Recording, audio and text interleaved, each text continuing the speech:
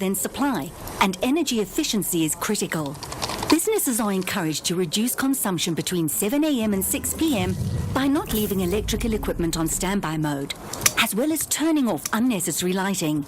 We can reduce load shedding by working together. Every kilowatt counts. Third-placed VfB Stuttgart understand that only victory will get them close to the top two teams on the table, whereas Union Berlin have a mammoth task to cause an upset away from home. Who will dictate terms at the MHP Arena?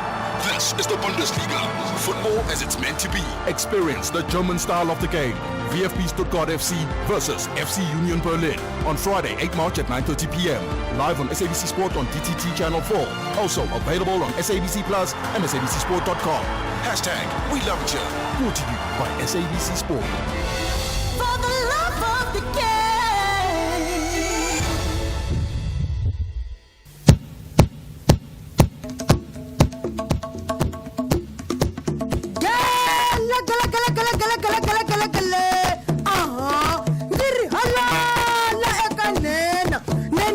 Aldrin Sampear, muhashi wa ntokoto na vutshila, wena masusa xivundza mayi, rito eka lava ri pfumalaka, rito leri hangalakeke na misava hinkwayo, ri haxa mbewu ya vutlhari. Xana i mani a nga ku miyetaka ke? I mani a nga miyetaka mpfumawulo wa rito ra ku ke? 326 hi tshama hi ri etindleve eka SAFM, hikuva u yi phamela swakudya swa miehleketo hi dya yi tlhela hi xipa. Ndzi ri halala Aldrin Sampear, halala wena la selekiweke eswitikweni swa vutlhari, a katingiwa etimbiteni ta vutivi, a swekiwa hi galaza ra vutshila. Loko ri mina ntambi ya mutanga n'wa xambula makutla wa madhafu na ri la tsundzuka n'wana hi ku heta, ndzi ku hluvulela xihuku, ndzi ri kula u ringana na ndlopfu. Halala Aldrin Sampear, halala. Aldrin Sampear on Beyond the Headline. It is 10 minutes after 3 o'clock. Good afternoon and welcome to Beyond the Headline with me, Aldrin Sampear, on my birthday, by the way, on my birthday. I turned 36 years today, and thank you to everyone who's been wishing me a happy birthday. So we're with you from now up until 6 o'clock. Coming up on the show, we have the interview as we normally have on a Thursday, and today our focus is going to be on the Freedom Front Plus's economic proposals ahead of the elections. We'll be joined by the Freedom Front Plus's National Head of Elections, Wouter Wessels. He'll be joining us just after 5 o'clock to tell us about the proposals that they are making in their manifesto, amongst others. For instance, they want to do away with the Road Accident Fund, and they say that every motor vehicle party insurance, and then also they say that there should be labor legislation and regulations should be amended to encourage and facilitate job creation. What exactly does this mean, and does it also mean do away with the minimum wage? So Wouter Wessels will be joining us for that conversation at around 5 o'clock or just after 5 o'clock. And then also on the show this afternoon, we look at the Liberian MPs voting in favor of the War Crimes Court being set up over 2 decades after the end of the Civil War periods that claimed the lives of more than 200,000 people. We'll be speaking to Dr. David Matanga, who is a political analyst and also expert on diplomatic relations. He'll be joining us at around 20 past 3.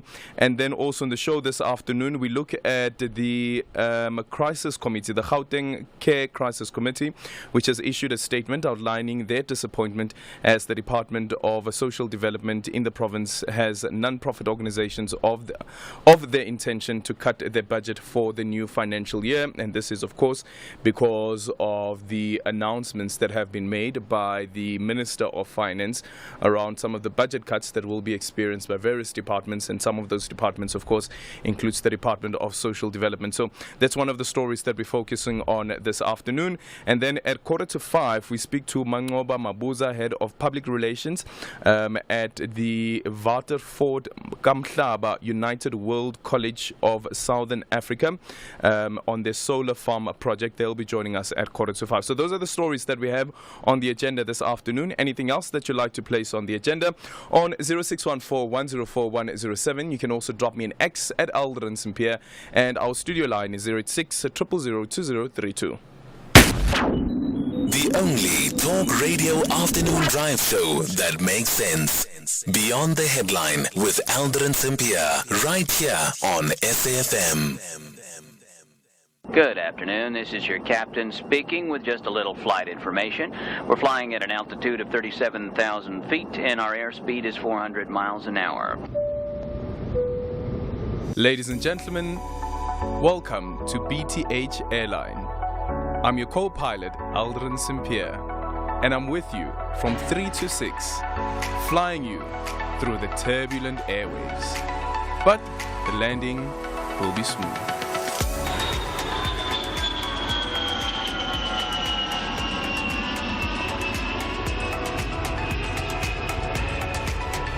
So just sit back and relax and enjoy the rest of the flight.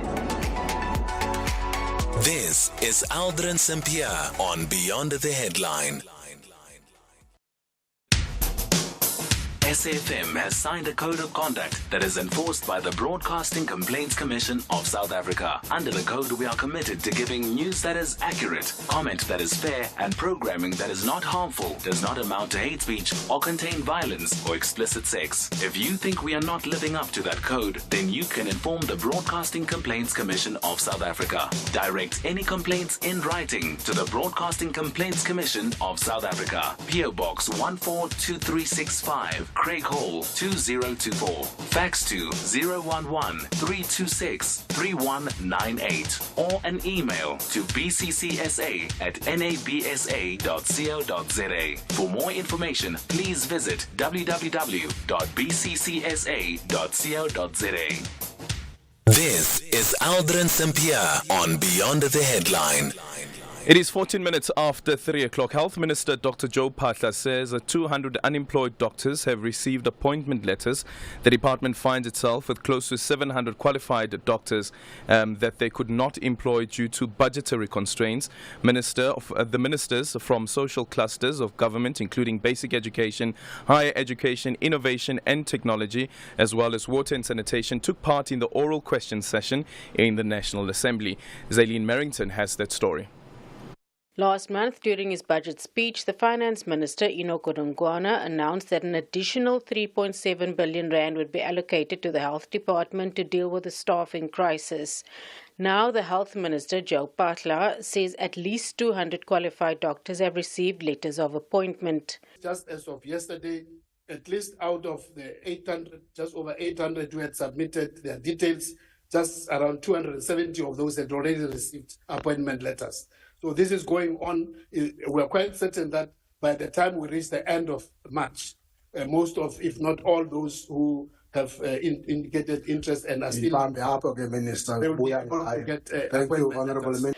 Phaahla says money allocated for the appointment of qualified unemployed medical practitioners cannot be used for anything else. This is ring-fenced as compensation of employees. As it goes out to provincial treasuries, they can't shift it to any other activity except compensation of employees.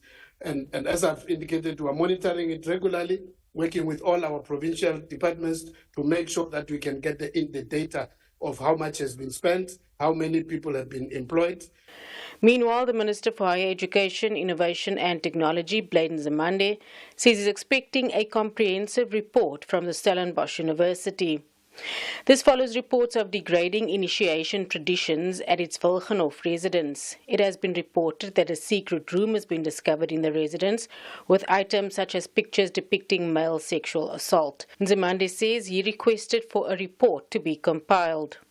The department has also established that the university has subsequently appointed a panel comprising an advocate from the Cape Bar and the Deputy Registrar Governance, Ethics and Compliance, and a former experienced university executive, with the hope that they will complete the report, submit it to the university, but also have requested that that report be submitted to the department as well. Well, that report there compiled by Zaylene Merrington. 0614-104-107. You can also drop me an X at Aldrin Sampear, and our studio line is 086 000 2032. Let's have the conversation. WhatsApp voice notes on 0614 104 107. Happy birthday to you, Abu Aldrin, his friend at Track and Devin. Abu Aldrin, happy birthday, happy birthday. Thank you, Freddie. You just remind me of my ex. You were born in March, I was born late, I know too, but on 26 October, Abu Aldrin. Happy birthday to you, Abu Aldrin. Wish you all the best, Abu Aldrin. Hi, Bo Freddy. How do I remind you of your ex? Justin Jeranjalo, I'm celebrating my birthday. You celebrate my birthday with me. Best birthday wishes. And then all of a sudden I remind you of your ex. As there's too much freedom here. There's too much freedom here on this show. We must curtail that. We must totally curtail that. Don't tell me that I remind you of your ex. How? 0614 104 107. And you can also drop me an X at Aldrin Sampear.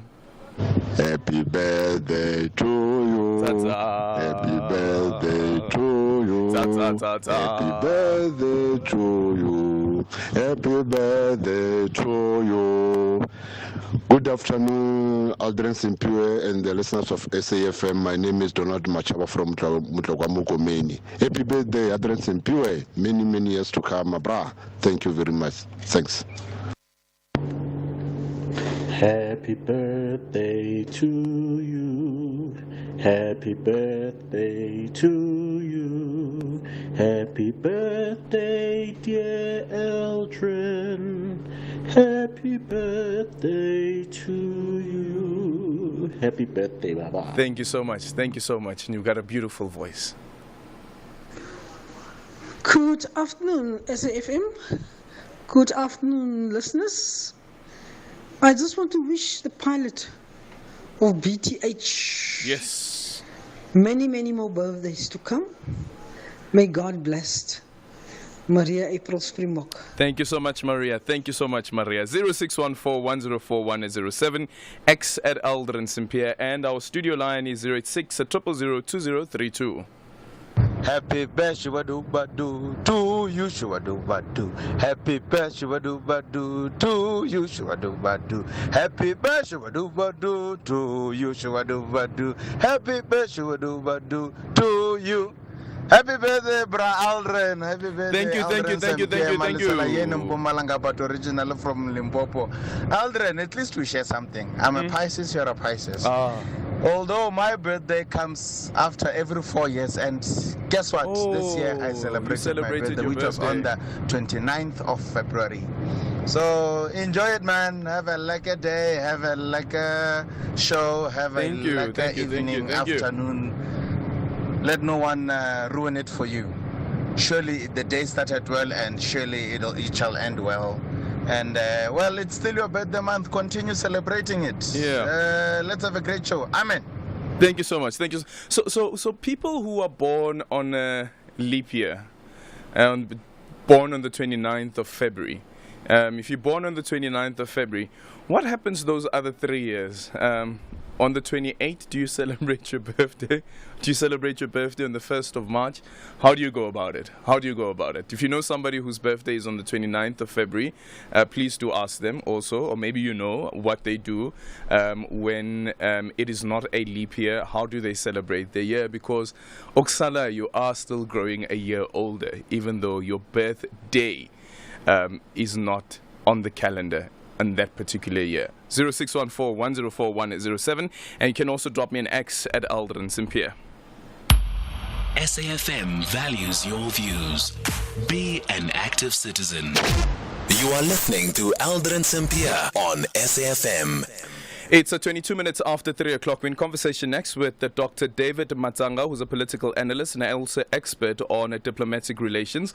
Liberian MPs have voted in favor of the War Crimes Court being set up over 2 decades after the end of a civil war periods that claimed the lives of more than 200,000 people. For years, the adoption of the resolution had stalled due to many of the accused warlords still being influential in their local communities. So following this decision, our guest, Dr. David Matsanga thinks this is not a wise move and warns that this will somehow open a can of worms. He now joins us to elaborate further. Dr. Matsanga, good afternoon. Thank you so much for making time for us. So why do you believe that it will open a can of worms, seeing that the push here is for justice?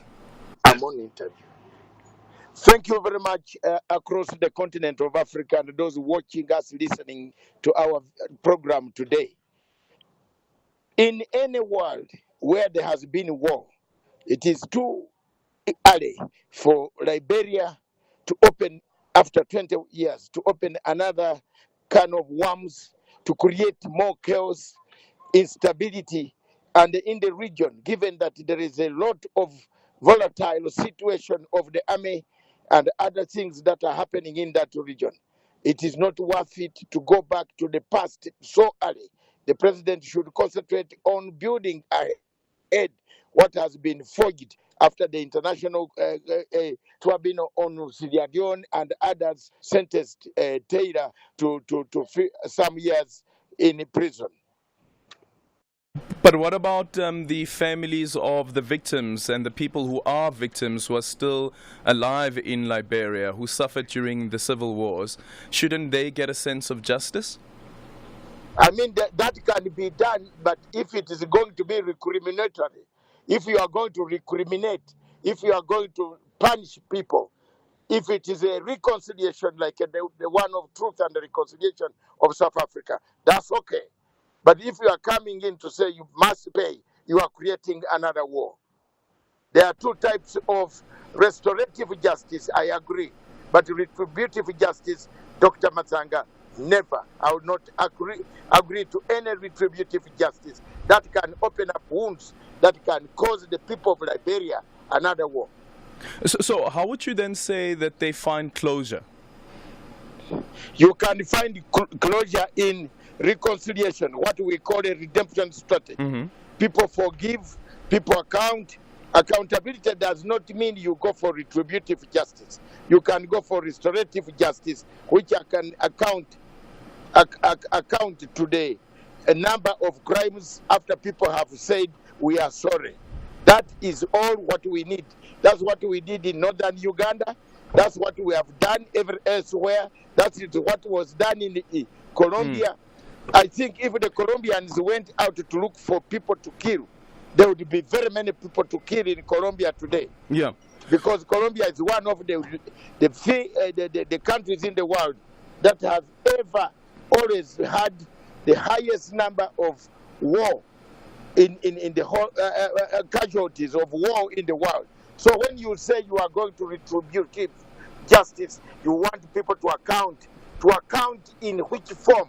It depends. If it's restorative justice, I can say, okay, we try.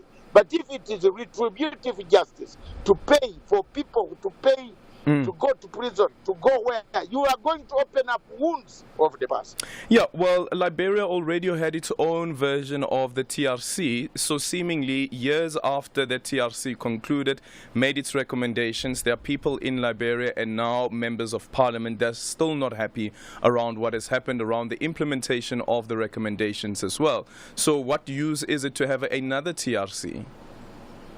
I think another TRC, I've told you, it will not take long before the soldiers come from the barracks and take down anybody. I am telling you, I am in this great region. I work there, I have analyzed there, I sit there, I know what is taking place in the West African states. If I were a leader in the West African states, I would not try to do things that people are doing, like the leader of Senegal, trying to say he wants to postpone the elections. Then people have died, people have property destroyed. Then he said, okay, we can hold it. If I were a leader in West Africa at the moment, I would leave sleeping dogs lie. And also, how different would such an inquiry be compared to the one that Charles Taylor was tried over? There is no difference. Charles Taylor has paid the price which is serving a sentence. And therefore, that price should look as an example for the people of Liberia. that we should not go to that war again. But now, if after so many years, after you have done the first commission, and now the country is stable, you have got 2 elected presidents who have gone, retired, done their term of office, and then you come from nowhere and you want a commission of inquiry. That is naivety of the highest degree on planet Earth. Thank you so much for your time. And that is Dr. David Matsanga, political analyst and also expert on diplomatic relations. So what do you make of this? MPs voting in favor of a war crimes court being set up. And mind you, again, as pointed out, that Charles Taylor, the former president of Liberia, was also convicted and tried on the very same charges relating to war crimes at the residual special court for Sierra Leone. 0614-104-107. You can also drop me an X at Aldrin Sampear, and our studio line is 086 000 2032. Hey Aldrin, my daughter was also born on the 29th of Feb. I appeared in the newspaper. It was also the first baby for Pine Haven Hospital in Krugersdorp, first leap year baby. So we celebrate on the 28th, sometimes we celebrate on 1, but we are Zuguti Gay 29, we just go gaga, you know. This year it was just wonderful. She had a 7-day trip of the Western Cape. It was just amazing. Thank you, it's Bongi.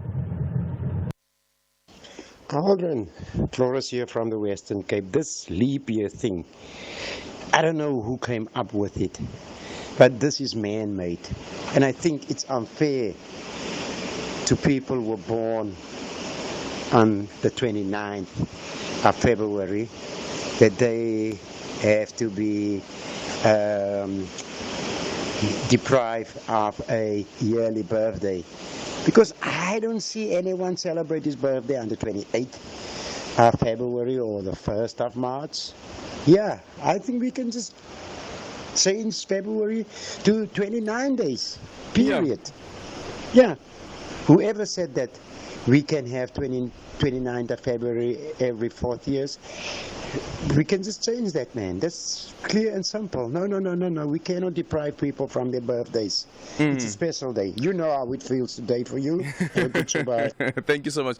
So maybe is there somebody out there who can explain to us what the rationale is behind the so-called leap year? Because also, when you look at the 12 months of the calendar, and now let's bar February, which normally has 28 days, and on a leap year has 29 days, is that one month will have 30 days and the next month will have 31 days consistently. One month has 31 days, like for instance January has, no, let's go with March. March has 31 days, April has 30 days, May 31 days, June 30 days. So that's how it goes. But then December and January back to back have 31 days. So if there is a day that you lose out, surely you can compensate for that day by having a day on February, an extra day on February, which will be the 29th of February. What am I missing? 0614-104-107, and you can also drop me an X at Aldrin Sampear. Aman Musa, good afternoon. In the headlines, Gauteng MEC for Roads and Transport, Kidibone Diale Tlabela, is currently locked in a meeting with the taxi industry to find possible solutions to the ongoing taxi strike in Ekurhuleni and avert a looming national shutdown. President Cyril Ramaphosa says Israel is ignoring the International Court of Justice ruling in relation to the provisional orders aimed at stopping Israel's bombardment in Gaza and recently in Rafah. And a Hamas delegation has left talks in Cairo aimed at securing a ceasefire, but it says indirect negotiations with Israel are not over. I'll have details on these and other stories at 4. And it's time to look at what's happening on the road, so drop in. SAFM guiding you through the rush hour traffic. Thanks, Aldrin. Good afternoon, everybody. If you're driving from Pretoria down through to central Joburg, there are two massive queues to work through today. One is the N1 South, a stationary truck pretty much in the middle of the carriageway at Allendale Road. That's pushing traffic right back to Olifantsfontein Road. There was a crash blocking multiple lanes earlier. That's been replaced by stationary trucks. So very busy, very slow. Olifantsfontein to Allendale. And then you're going to hit another queue as you line up from Sandton, Melrose area, right through to an earlier truck fire incident just before you get to Houghton Drive. That Mike 1 south into Joburg is very heavily backed up. Down into Durban we go today. The N2 South is just under a bit of pressure coming through Queen Nundy Drive towards Inanda Road. An earlier broken down vehicle at Spaghetti Junction, which was there most of today, has finally been cleared. Crashing on your way to Pietermaritzburg by Linfield Park, by sort of Umlas Road territory before you get to Linfield Park. So result there is a queue that extends right back into the Camperdown area. So another busy one on your way into towards Pietermaritzburg today. Cape Town traffic, the M5 running north, that's quite slow already up the Black River Parkway. Queues from the N2 into the N1 Kubo going to change. The M5's already quite slow off Maitland all the way down to Kromboom Road in Rondebosch. Rob Byrne, SAFM Traffic. This is SAFM Sports with Duming Khapele. And it is time for Sports Update with Duming Khapele. Hi, Aldrin. And you know what Motswana, right? Yeah. So I'm going to sing for you. Kasi it's one. Okay. Happy birthday to you. Well, happy birthday. Happy birthday to you. Man, happy birthday, man. Yes. But happy birthday. Happy birthday, But thank you so much. Aldrin. You are so excited. You are trending on Twitter, trending on Instagram. Hey, man, you don't even read our messages when we like happy birthday to you. It is my birthday. Zininzi and then there's Bong Hashem. I hope we could see the spirit of gratitude and being grateful. You guys can feel it, but unfortunately I can't respond to all of the messages. Yeah. But I'm loving them. Listen, and I thank pray you so that much. God continues to keep you. You're a genuine guy, and may He bless you with many, many more years. Stop it. I like it. You need to say it in money as well. But anyway. Speaking about money, what's happening in the coach fraternity? Well, Steve Kompela, who was recently let go by Morocco Swallows, is set to return to the touchline to try and alter Golden Arrow's current trajectory. Kompela resigned from Swallows just a month ago following a fallout with the club's management and how they were handling their internal affairs. Now, the former Mamelodi Sundowns senior coach has now touched down in Durban, where he's expected to take over the reins of the team amid an 11-match losing streak. Current coach Mabuti Kanyeza has endured a poor spell since taking over from former coach Vusimusi Vilagazi's departure in September last year, with Abafana Bestainers currently in the 12th position on the DStv Premiership standings. Elsewhere, Jordan Henderson says that he still has something to offer England, and he hopes that his form at Ajax Amsterdam will earn him a place in Gareth Southgate's squad for the European Championship in Germany. Now, Henderson joined Saudi Arabia's Al Ettifaq from Liverpool in July before terminating his contract and signing for the Dutch side in January. England manager Southgate was in the stands at Johan Cruyff Arena last month when the 33-year-old made his Ajax debut in a 1-0 draw with PSV Eindhoven in the Dutch league. In Cricket South Africa has announced the return of the highly anticipated Cricket South Africa T20 competitions, promising an electrifying display of cricket talent and excitement for fans across the nations. Now, the tournament kicks off with Division 2 matches yesterday, and this will be followed by Division 1 matches commencing tomorrow, showcasing top-tier cricketing action that promises to keep spectators on the edge of their seats. And in terms of Division 1's side, they will feature 8 teams: defending champions Titan, Dolphin Warriors, Rocks, Tuskers, Northwest Dragons, Western Province, and recently crowned CSA 4-day series champions, the Lions. In golf, Tiger Woods, Boston Red Sox owner John Henry, and Atlanta Falcons owner Arthur Blank are among the members of the newly created PGA Tour Enterprises Board of Directors.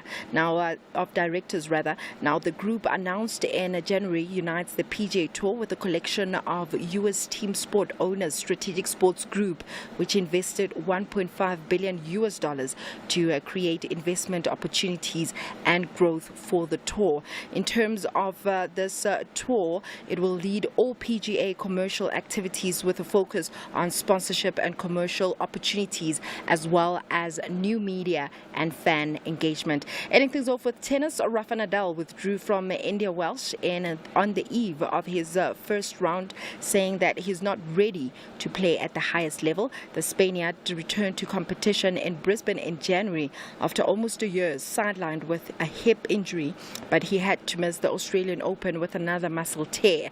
He lost to Carlos Alcaraz in an exhibition event in Las Vegas on Sunday and looked poised to try to win a fourth title in the California desert. Nadal now will be replaced by lucky loser Sumit Nagal. On that note, it is a wrap from my side. For now, I'll have more in the next hour. For SAFM Sport, I'm Dumin Kapel. My newest obsession, the Mazda CX-60 3.3-litre turbo diesel. That 6-cylinder engine will take you by surprise. Succumb to its powers. Experience the Mazda CX-60 3.3-litre turbo diesel for yourself. Two champions will collide as EFC returns live this Thursday. Watch the first title defense of flyweight sensation Gift the Day Walker. And it's all over. Gift Walker takes the tap. Against the current bantamweight title holder, the legendary Nkazimulu King Shaka Zulu. Oh, hell, King Shaka. Who aims to join teammate Dricus du Plessis and once more being a two-division champion of Africa. EFC 111 live this Thursday. Watch it on SABC Sport Channel on DTT Channel 4 from 7 p.m. Brought to you by SABC Sport.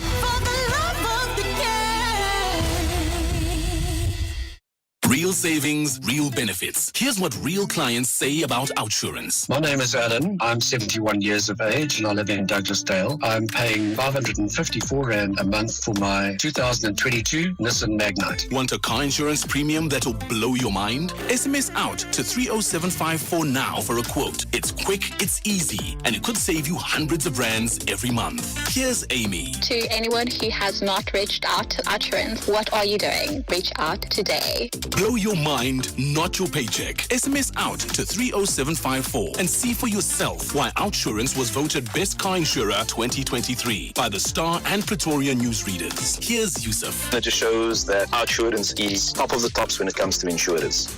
SMS out to 30754 now.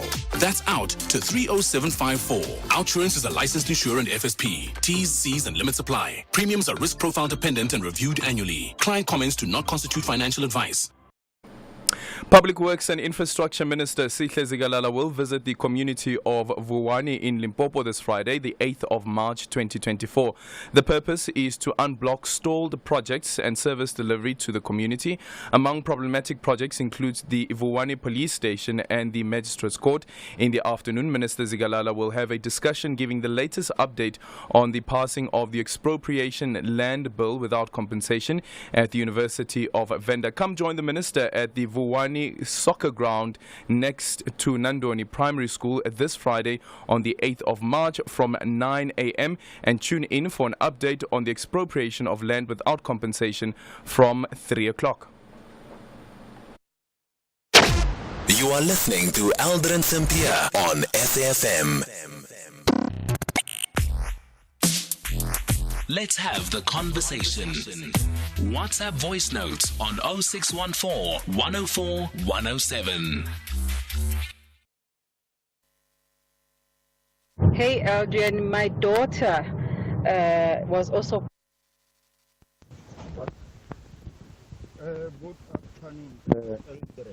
You see this issue here, leap year, is just a hoax or a scam. Actually, we have been deprived of our real calendar, a 13-month calendar. Each month has got 28 days from the 1st of every month to the 28th of every month. And all these 13 months start from Monday and on the Sunday. That's how it happened. So, which calendar is that? Month is missing, and it is the only month that has got a different. Oh, the audio there is bad. Is the audio is bad there? Apologies for that. So, which calendar are you referring to that uses the 13 months instead of the 12 months that we currently use? According to the Egyptian calendar, how many months is it? Anyone on the Egyptian calendar? Because the Egyptian calendar was also a bit different, if I'm not mistaken, if memory serves me right. But somebody just highlighted now on X. Is it Huizione, who says that July has 31 days, August has 31 days as well. So July, August, 31 days, and then January, 31 days, and then December, 31 days. So I ask again, why can't we have a 29-day month in February every single year? Like, so February has 29 days every single year.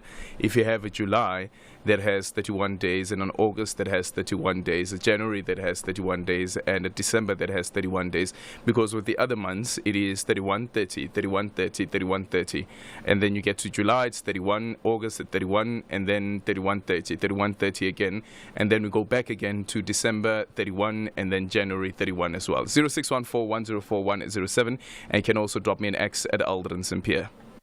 Aldrin Sampear on Beyond the Headline. Afternoon, Andren. This is Magdalene from Bloom. Liratodi, good afternoon. Aldrin, how are you? Let's hear from Tandisa joining us from Matlosana. Good afternoon. Edwin, how are you? Aldrin. Who? It's Aldrin. Excuse me. My name is. My name is. My name is. My name is. My name is. Aldrin Sampear. Oh, okay, thank you, sir. Hashtag SAFMBTH. My name is what? My name is who? My name is what? My name is who? My name is Aldrin Sampear. My daughter is loving Aldrin Sampear. Enjoy your show, man. It is now 16 minutes now before 4 o'clock. Thank you for all the birthday messages. Really appreciate it. Remember that we're also streaming live on Facebook as well as YouTube. Somebody asking, Zitimban, who says, why is the live broadcast 4 minutes behind? My clock is at 15:34 and the studio is at 15:30. It could be because there is a delay in the live broadcast on the YouTube channel, but then also look at the bottom of where you have the play, pause, and skip buttons. There is a button there that has live next to it. Make sure that it is on red. So red will give you the exact live broadcast. It would be delayed by a couple of seconds, but not by 4 minutes. 0614104107, and you can also drop me an X at Aldrin Sampear. So South Africa has approached the International Court of Justice with an urgent application for the provisional measures the court ordered on the 26th of January 2024 to be strengthened to prevent a catastrophic famine in the Gaza Strip. Earlier in the week, SABC News international editor Sophie Mugwena spoke to the Minister of International Relations, Dr. Naledi Pandor. Take a listen to that interview. Minister, the issue of the Middle East ahead of Ramadan, there's a huge concern that we are likely to see the Middle East observing Ramadan and the world. And on the other hand, the bombs and the war and the guns will continue to ravage Gaza. What is South Africa's position at this critical juncture? We think at this moment that everybody should be focused on an immediate ceasefire.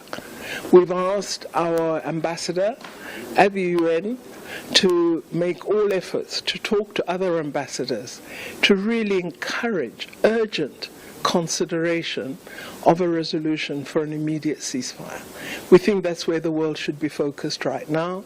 Otherwise, we see a terrible catastrophe, even worse than what we've observed unfolding. I wish I could say to the people of Palestine and all Muslims, Ramadan Mubarak. But for the people of Palestine, I'm just seeing a very deadly situation if the world does not address this urgent matter of an immediate ceasefire. Minister, you spoke about powerful countries having to ensure that they are able to push and deliver aid. in Gaza. You spoke about even using military. Can you briefly tell us what do you mean? Well, we all know that the most important friends of Israel are the United Kingdom, United States of America, and countries in Europe. If those countries, which are extremely powerful militarily, could come together and say, we see the harm, we see the suffering, we see the denial of food, water, and energy. We know that there are over 600 trucks ready to deliver aid to people in need, to avoid starvation. If they said to do so, we are ready to have our troops safely escort all those trucks so that aid is truly provided. I think this would be such a signal of a humanitarian response that merits attention by the world, that all of us would then be able to thank those powerful countries for having made a movement for peace and for saving lives. Malema says they did put through a motion in Parliament to close Israel and cut the relations with Israel. How far is that process in relation to government? Because clearly DERCO will be the department that will have better information. Well, the Embassy of South Africa is closed at present. I am not seeing any change in relations or an improvement in the situation of the people of Palestine. But as I've said previously, the decision lies with the Cabinet. And Cabinet has to consider this matter fully, as well as all its implications, including, as I've said before, the diplomatic status of South Africa's embassy in Ramallah, which is granted such status by the government that is occupying Palestine, which is Israel. So all these matters must be taken into account before Cabinet makes a determination as to what to do. But the embassy is closed today. Let's talk about the ICJ. You received a report from Israel. Yes, we know that the ICJ indicated that it will communicate the report. But what are you doing with that report? Because clearly Israel is not complying. Well, Sophie, all we can do is act within the prescripts of international law.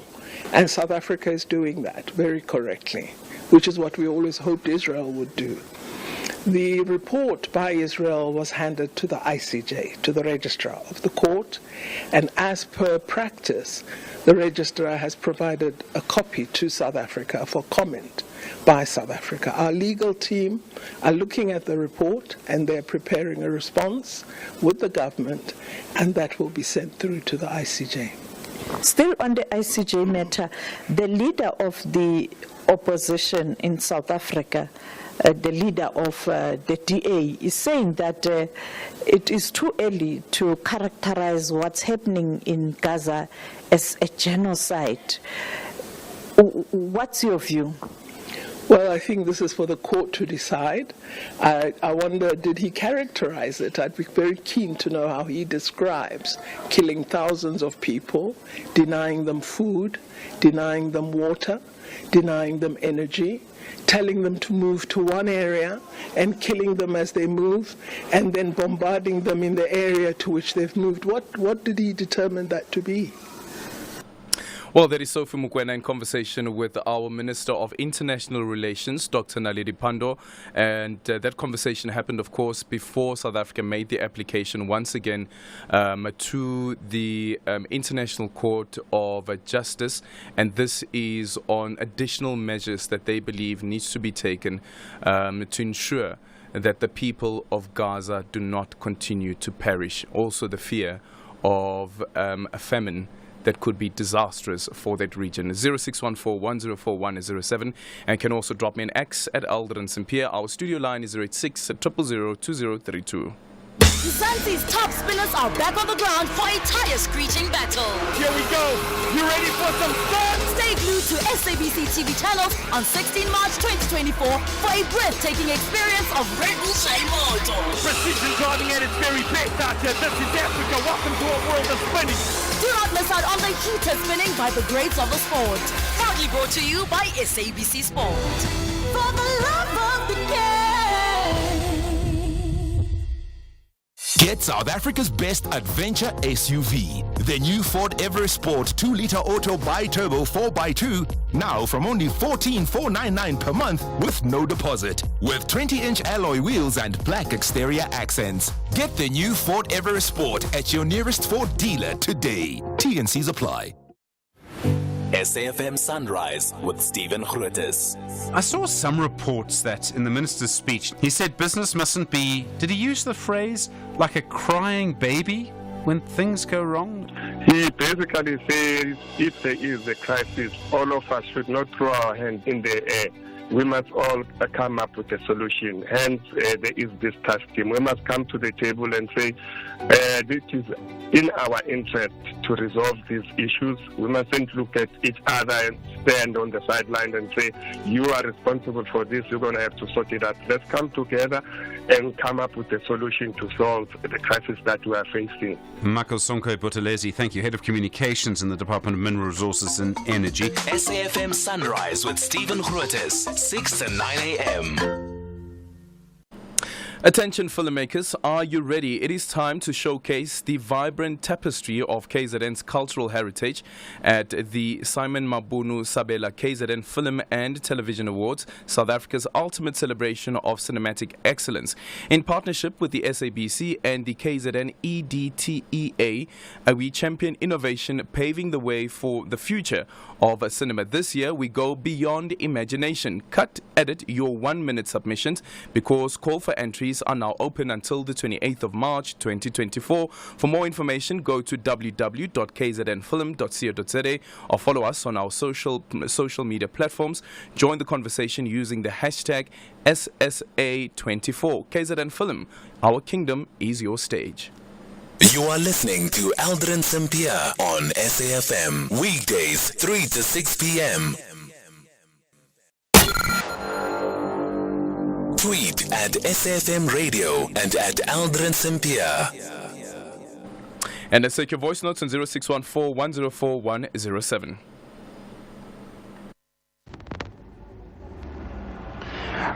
Good day, Aldrin. You're speaking to Michael. I'm calling all the way from a village called Bungeni in Limpopo. I wanted to assist regarding the issue of the leap year. Why do we have 1 February ending on the 29th after 4 years, as opposed to the previous 3 years? That is precisely because it takes Earth about 8,790 hours to orbit the sun. And if you take that, you want to understand it in terms of days, that will be 366 days and 6 hours. Now, if you take the 6 hours, put them together for 4 years, they give you the full day. So now that means after each and every 4 years, we have to synchronize. Otherwise, if we don't synchronize, we're going to end up having summer in June. Thank you. Yeah. Okay, so it means that if you take a day away from July or August so that you can have 29 days, does that still throw it off? Because you still would have the 365 days. Yeah, I don't know. Yeah, but I guess you still end up with the same problem when people who are born on the 31st of July or 31st of August would say, but my birthday is on the 31st of August and there's no longer a 31st of August. But thank you so much for that explanation. 0614 104 107, and you can drop me an X at Aldrin Sampear. SAFM values your views. Be an active citizen. You are listening to Aldrin Sampear on SAFM. 0614-104-107. You can also drop me an X at Aldrin Sampear, and our studio line is 086 0002032. In conversation next with Pearl Makubani, SABC News reporter. So State Prosecutor George Baloyi says there's no evidence before the court that prove that the accused in the Senzo Meyiwa murder trial were assaulted. Baloyi has been making submissions of his heads of arguments at the High Court in Pretoria, where the 5 men are on trial for the 2014 murder of the Bafana Bafana captain. Baloyi insists that both Muzi Sibia and Bongani Ntanzi confessed freely and voluntarily, and that all the confession statements were read back and explained to them, and they signed willingly. Pearl Makubani joining us on the line. Pearl, good afternoon. Thank you so much for making time for us. So now at least we've now arrived once again at the point where there are the closing arguments that are being made. Good afternoon, Aldrin, and to the listeners. Yes, indeed, we've gone through an extensive, 50 pages, so to say, if I can estimate, of Baloyi's heads of submissions. And basically, he just went through the evidence, one being the AVL, vehicle tracking evidence, that supports a certain version of where Ntanzi, for instance, was taken. And however, we do know from his, testimony that he claimed that he was taken to Orlando at an open field and assaulted at those places. But Baloyi just going back to say that there's nothing that supports it.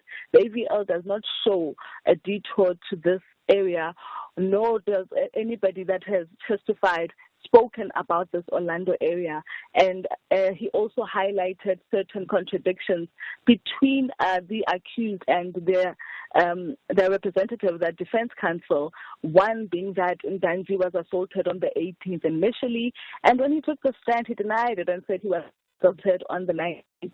But his of his, it's like we've went through a lot today, and it seems like, there is some sort of finality that we might reach sooner than we think. And also, again, once again, a reference to the accused not have been assaulted, and referring there to the testimony that was given by Dr. Thabang Tlokwe. Yes, this is that none of the witnesses that have taken the stand, could witness the so-called assault or saw any visible marks, and that if he was assaulted, Dr. Tlokwe, who had examined him, who happens to be a dentist, but did say that he was told about the anatomy and how to examine a patient beyond the mouth, said that there was nothing from the so-called choking allegations to the so-called assault. There was no visible marks, and he was also given an opportunity to have confessed or rather spoken to Tlokwe and telling him that these police officers have been assaulting me, but that did not happen. He also did not talk to the magistrate when the so-called second alleged confession statement happened. He told her about not taking a bath and not contacting his family, but omitted the fact that he could have been assaulted. Where are we now in the trial? Well, we are back tomorrow, and I must say that the translator still needs to read back the heads of argument that took Baloyi the whole day to get through. He just needs to summarize it for everyone, and then we're expecting the defense to also now make their submissions. Thank you so much for your time. Pearl Makubani, SABC News reporter there on the Senzo Meyiwa murder trial. The trial within a trial continuing, and we'll hear the closing arguments now from the defense after the interpretation of the heads of arguments that have been made by the state, and then hopefully move forward and we get a verdict around whether the confession statements are actually admissible. It's 4 o'clock. It's time for the news. Independent and impartial. This is SAFM News. In our top stories, Gauteng Transport MEC locked in meeting with taxi bosses, and striking eThekwini workers served with misconduct notices. Good afternoon. Gauteng MEC for Roads and Transport Kidibone Diale Tlhabela is currently locked in a meeting with the taxi industry to find possible solutions to the ongoing taxi strike in Ekurhuleni and avert a looming national shutdown. This as a taxi strike continues in Ekurhuleni over government's deployment of buses on some routes. Taxi operations in Tembisa, Germiston and Benoni have been suspended. The MEC spokesperson Lisiba Mpia. The MEC has expressed her disappointment in the disruption of service that led to many people not being able to reach to work. The MEC does express her sincere apologies to members of the public, particular passengers across the length and breadth of the affected areas, that they were inconvenienced this morning.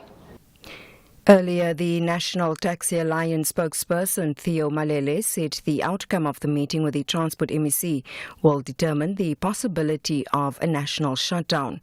He says the taxi industry should at least be afforded 30% in the bus contracts. It is indeed the taxi industry that has actually developed these routes and subsequently nurtured these routes.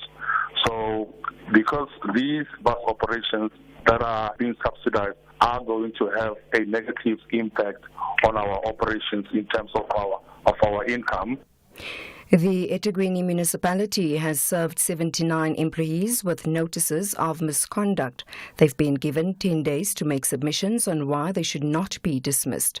This is related to the ongoing municipal workers' strike. Workers have been calling to be paid the same as employees in other municipalities. Water, refuse, healthcare and electricity supply in areas across the city have been impacted for over a week.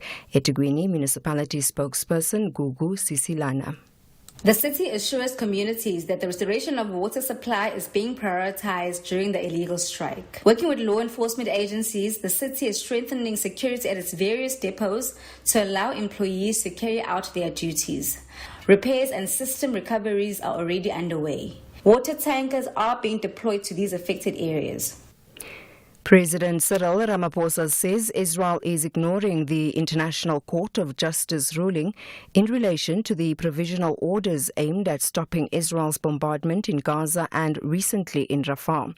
South Africa has again submitted a request to the ICJ to examine whether additional provisional measures are required to protect Palestinians caught up in the Israeli-Hamas war in Gaza. Ramaphosa says Palestinians are now exposed to extreme hunger. Israel has not been complying with the order that was issued by the court. So we've seen it fit to approach the court on an urgent basis, particularly with the view of addressing the challenges in the Rafah area, where a few days ago more than 100 people were massacred. And we want the court to take another decision on that. And finally, a Hamas delegation has left talks in Cairo aimed at securing a ceasefire, but it says indirect negotiations with Israel are not over. It was hoped that a 40-day ceasefire would be in place for the start of the Islamic holy month of Ramadan next week. The BBC's Yolanda Nell reports.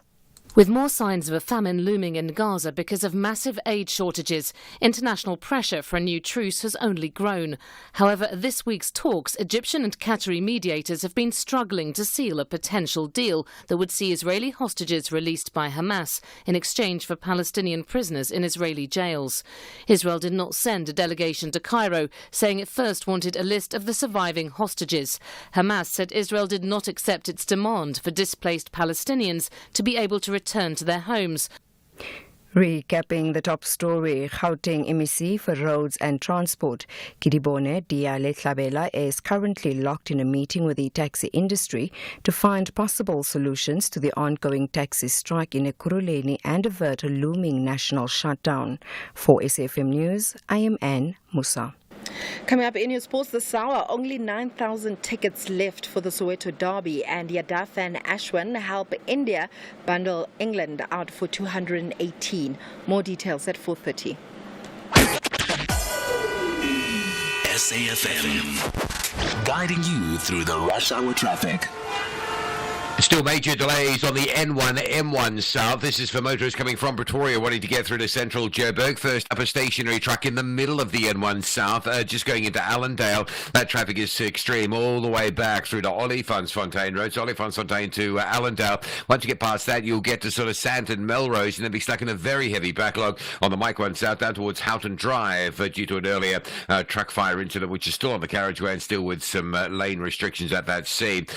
Crossing to Durban today, today. The N2 running south stays busy through Queen Nandi Drive, queuing pressure towards Inanda Road. N3 outbound through the roadworks at Paradise Valley, split to Pinetown. That is busy. You'll pick that queue up just after you get past Pavilion Mall. Cape Town today, the M5, the Black River Parkway is heavy from the N2 all the way up to a busy Kuberg interchange, and the N1 out of town. Very slow as you line up from the city centre towards Kuberg interchange as well. Rob Byrne, SAFM Traffic. Fly better to your next holiday. Book your flights with Emirates to a holiday in Dubai, London, Istanbul or Paris. Look forward to delicious regionally inspired cuisine, enjoy free-flowing premium drinks, and relax to your favourite movies on the way. Because it's not just about the destination, it's how you get there. This year, fly Emirates. Fly better. Eagles understand how crucial maximum points are as they rapidly want to climb up the ladder of the Premier League. Lord Nye whips in once more. Richards at the back post!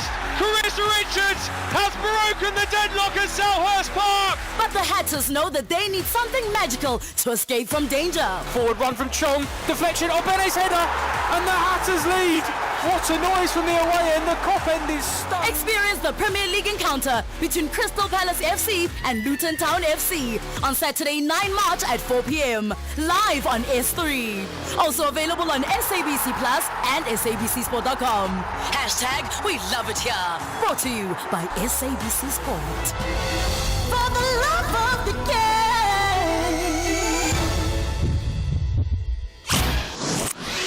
This is Aldrin Sampear on Beyond the Headline.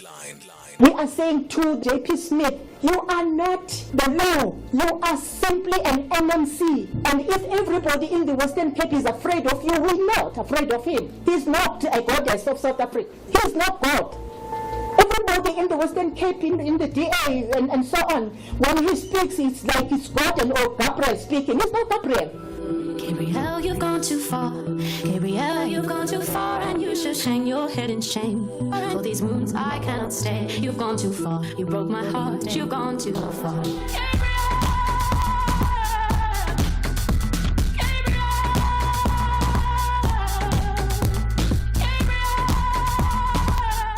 This is Aldrin Sampear on Beyond the Headline.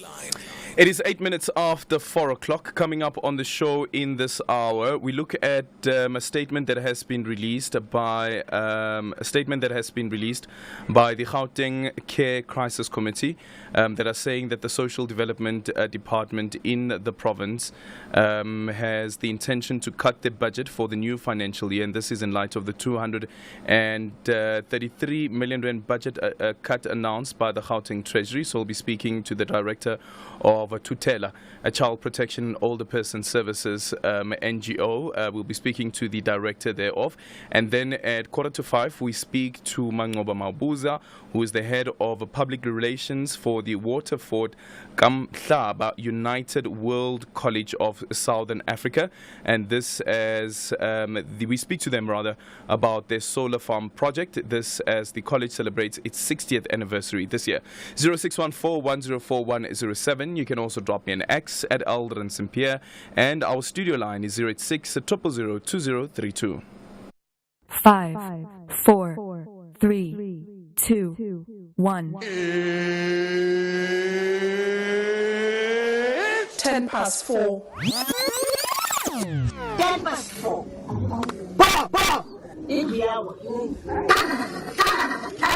This is Aldrin Sampear on Beyond the Headline.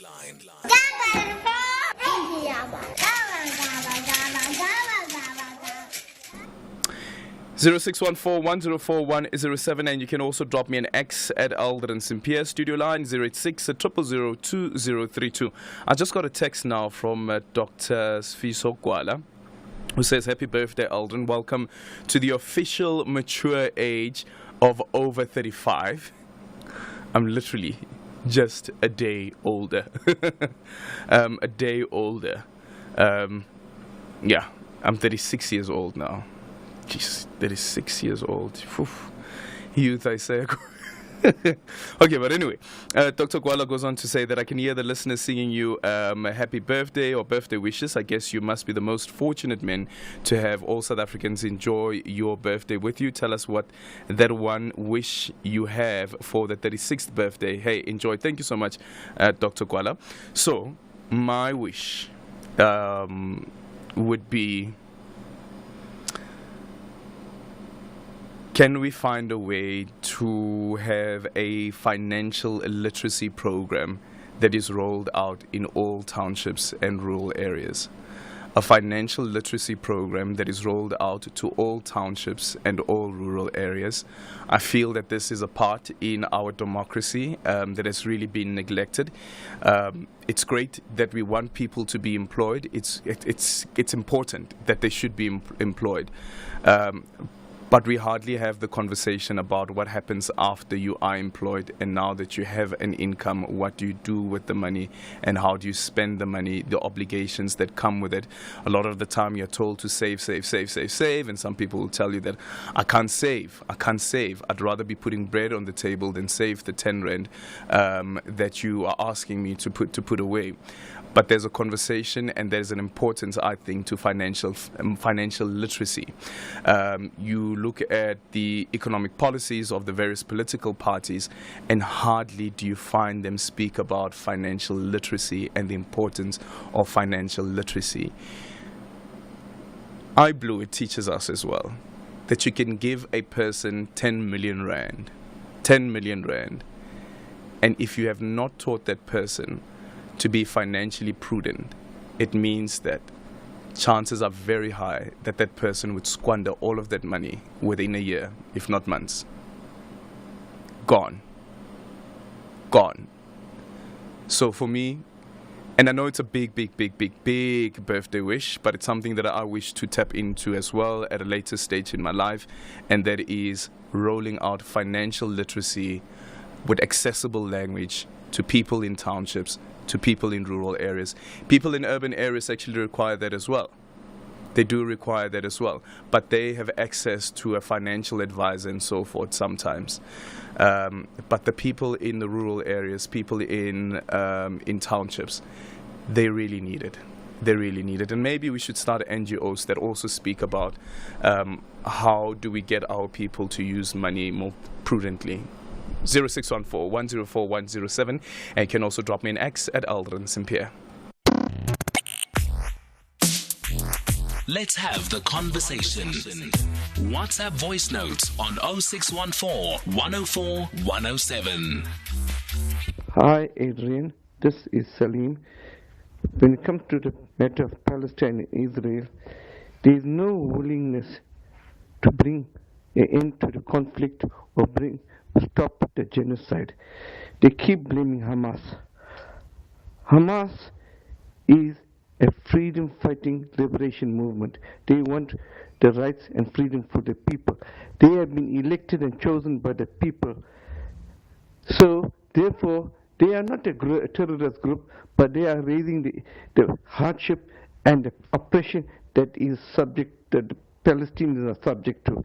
So, we must always say, if you want peace, then you end the occupation, you end the brutality, end the military incursion, and give freedom to the Palestinians and move your armies away from Palestine. Yeah. Okay, so just quickly on that, and remember that the ANC once as well was referred to as a terrorist organization.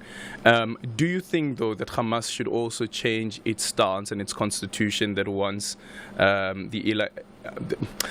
to wipe out Israel? Do you think that there should be a change in the stance in the constitution wanting to wipe off Israel?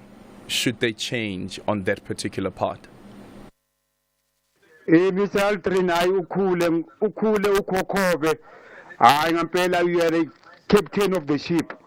So lo mkhumbi ngaphandle kwakho awuzofika la uyakhona. Hayi ke akabusisa uNkulunkulu athula umusa ukhulu uqhube lo mkhumbi. We are here with a purpose. Happy birthday, my brother. SAFM values your views. Be an active citizen. You are listening to Aldrin Sampear on SAFM. It is 15 minutes after 4 o'clock, so we're in conversation next with Dr. Shahida Omar, who's the director of the Teddy Bear Clinic for Abused Children. So the story of missing 6-year-old Jocelyn Smith has gripped the nation. Today, 4 suspects appeared before the Vredenburg Magistrates Court for her disappearance. The suspects include her mother, Kelly Smith, and as well as her boyfriend, alleged Sangoma, as well, and another person that has been arrested. This case is brought to the spotlight firmly on not only the kidnapping cases in the country, but also the state of missing children. To unpack this, Dr. Shahida Omar is joining us on the line. But first, let's listen to the conversation that Sakina had earlier on with the NPA. Yes, I can confirm that they did appear at the Vredenburg Magistrates Court this morning. Accused 1 is Jacqueline Apolis. Accused 2 is Tivino van Rijn. Accused 3 is Raquel Smith, who is the mother of the girl who is still missing, and the accused 4 is Pumza Sikak. They are charged at the moment with trafficking in person for purposes of exploitation, and the second charge is kidnapping. You'll understand that the investigation is still continuing and more charges are likely to be added, and the police have advised us also that more accused are likely to be arrested. So does this then mean, Mr. Ntabazalila, that the child was sold at some stage? Look, what we have is that there's a trafficking of this child, and I cannot go into detail of what has happened to the child as the investigation is continuing. I know you'll understand that. We are told at this stage that the investigation, it is at a sensitive stage. So we need to be very limited in what we communicate. But I can confirm these 2 charges. Has any one of the 4 suspects confessed to their involvement in the trafficking of 6-year-old Jocelyn? Sagina, I'm reluctant to confirm that because some of that will come out in court, particularly during the bail application stage, and it's part of the investigation. But I can't say that there is strong evidence linking the 4 accused to the disappearance of the child. I can appreciate that, Mr. Ntabazalila.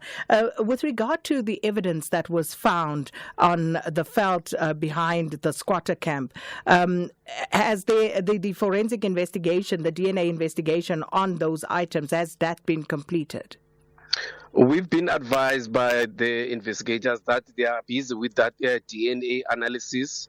They think that by the time we come back next Wednesday, some information will be available or results of that will be available. At this stage, Mr. Ntabazalila, I mean, I'm not sure in terms of what was gotten from the confessions of the 4, but the child still remains missing. Do we know whether the child was harmed at all? Because there was talks about a knife that was found on that scene. There was talks about blood-stained clothes that were found on that scene. Are you able to shed any more light for us in that regard? Yes, unfortunately, the child is still missing, but that DNA analysis, the results of that will help us with that, because they will be able to assist us in determining whether the blood that was found on the clothes and on the knife and on a bag, I think, of the 3rd accused, is that of the child. Well, that is Sakina in conversation with the NPA spokesperson there in the Western Cape. Dr. Shahida Omar, what do you make of the revelation that's coming from the NPA?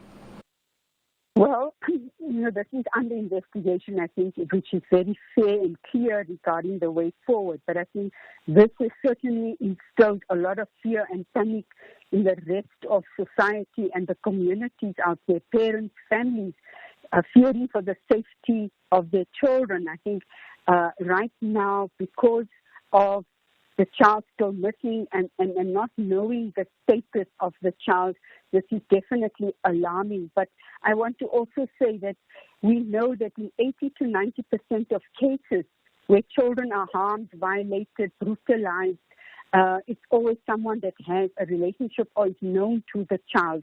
It's not a total stranger, where we've been always propagating about stranger danger. That is a reality, but this confirms that, home being the place of hope, and hope being the place where home is, unfortunately, is not the case. And this child, definitely, if we look at the issue around trust and fear, one cannot even begin to think what this child has gone through, the ordeal and the trauma. And of course, if we look at the vicarious trauma on other people, other children, fearing for their own safety and protection. Yeah, and you raise a very important point, because even with the search for Jocelyn, when we're speaking to organizations such as yourself, we are told about sometimes people think it is a stranger, but it could actually be somebody very close to the child. But very rarely the parent. And in this case, again, we emphasize that it is an allegation that is being made and investigations are still ongoing. But based on the state's case, the mother is involved. It is rare, but it's not unusual. It's not something that's unique to the situation or unique to the crime, because there have been other cases in the past over the years where the alleged perpetrator has been proven to be guilty, where it's biological and step-parents that have been involved in these criminal activities.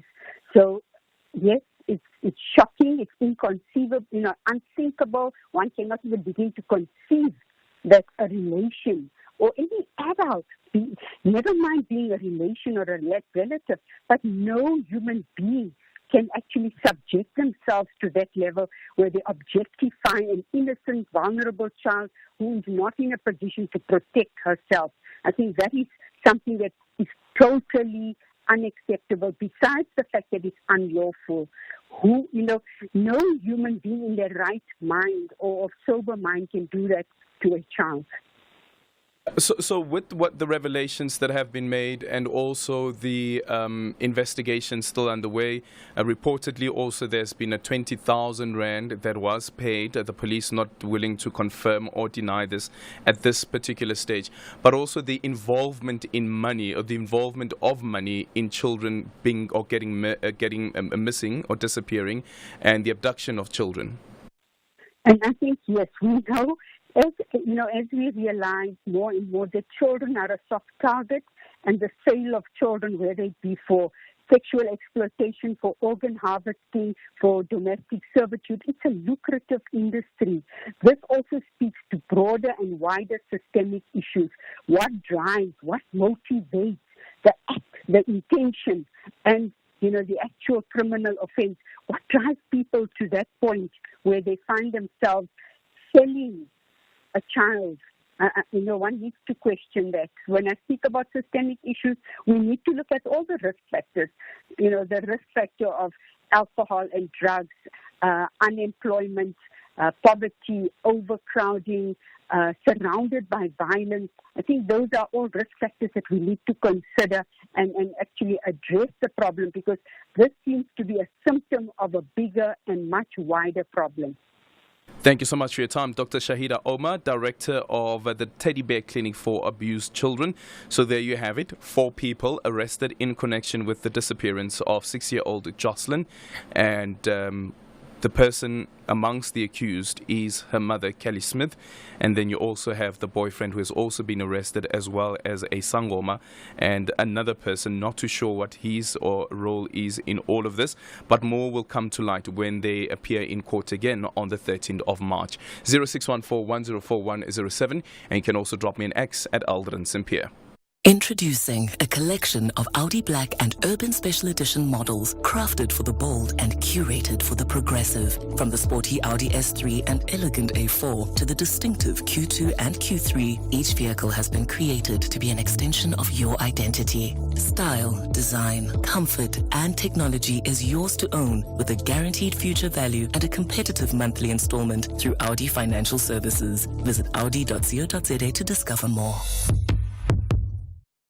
2 champions will collide as EFC returns live this Thursday. Watch the first title defense of flyweight sensation Gift the Day Walker against the current bantamweight title holder, the legendary Nkazimulu King Shaka Zulu. All hail King Shaka, who aims to join teammate Dricus du Plessis and once more being a 2-division champion of Africa. EFC 111 live this Thursday. Watch it on SABC Sport Channel on DTT Channel 4 from 7 p.m. Brought to you by SABC Sport.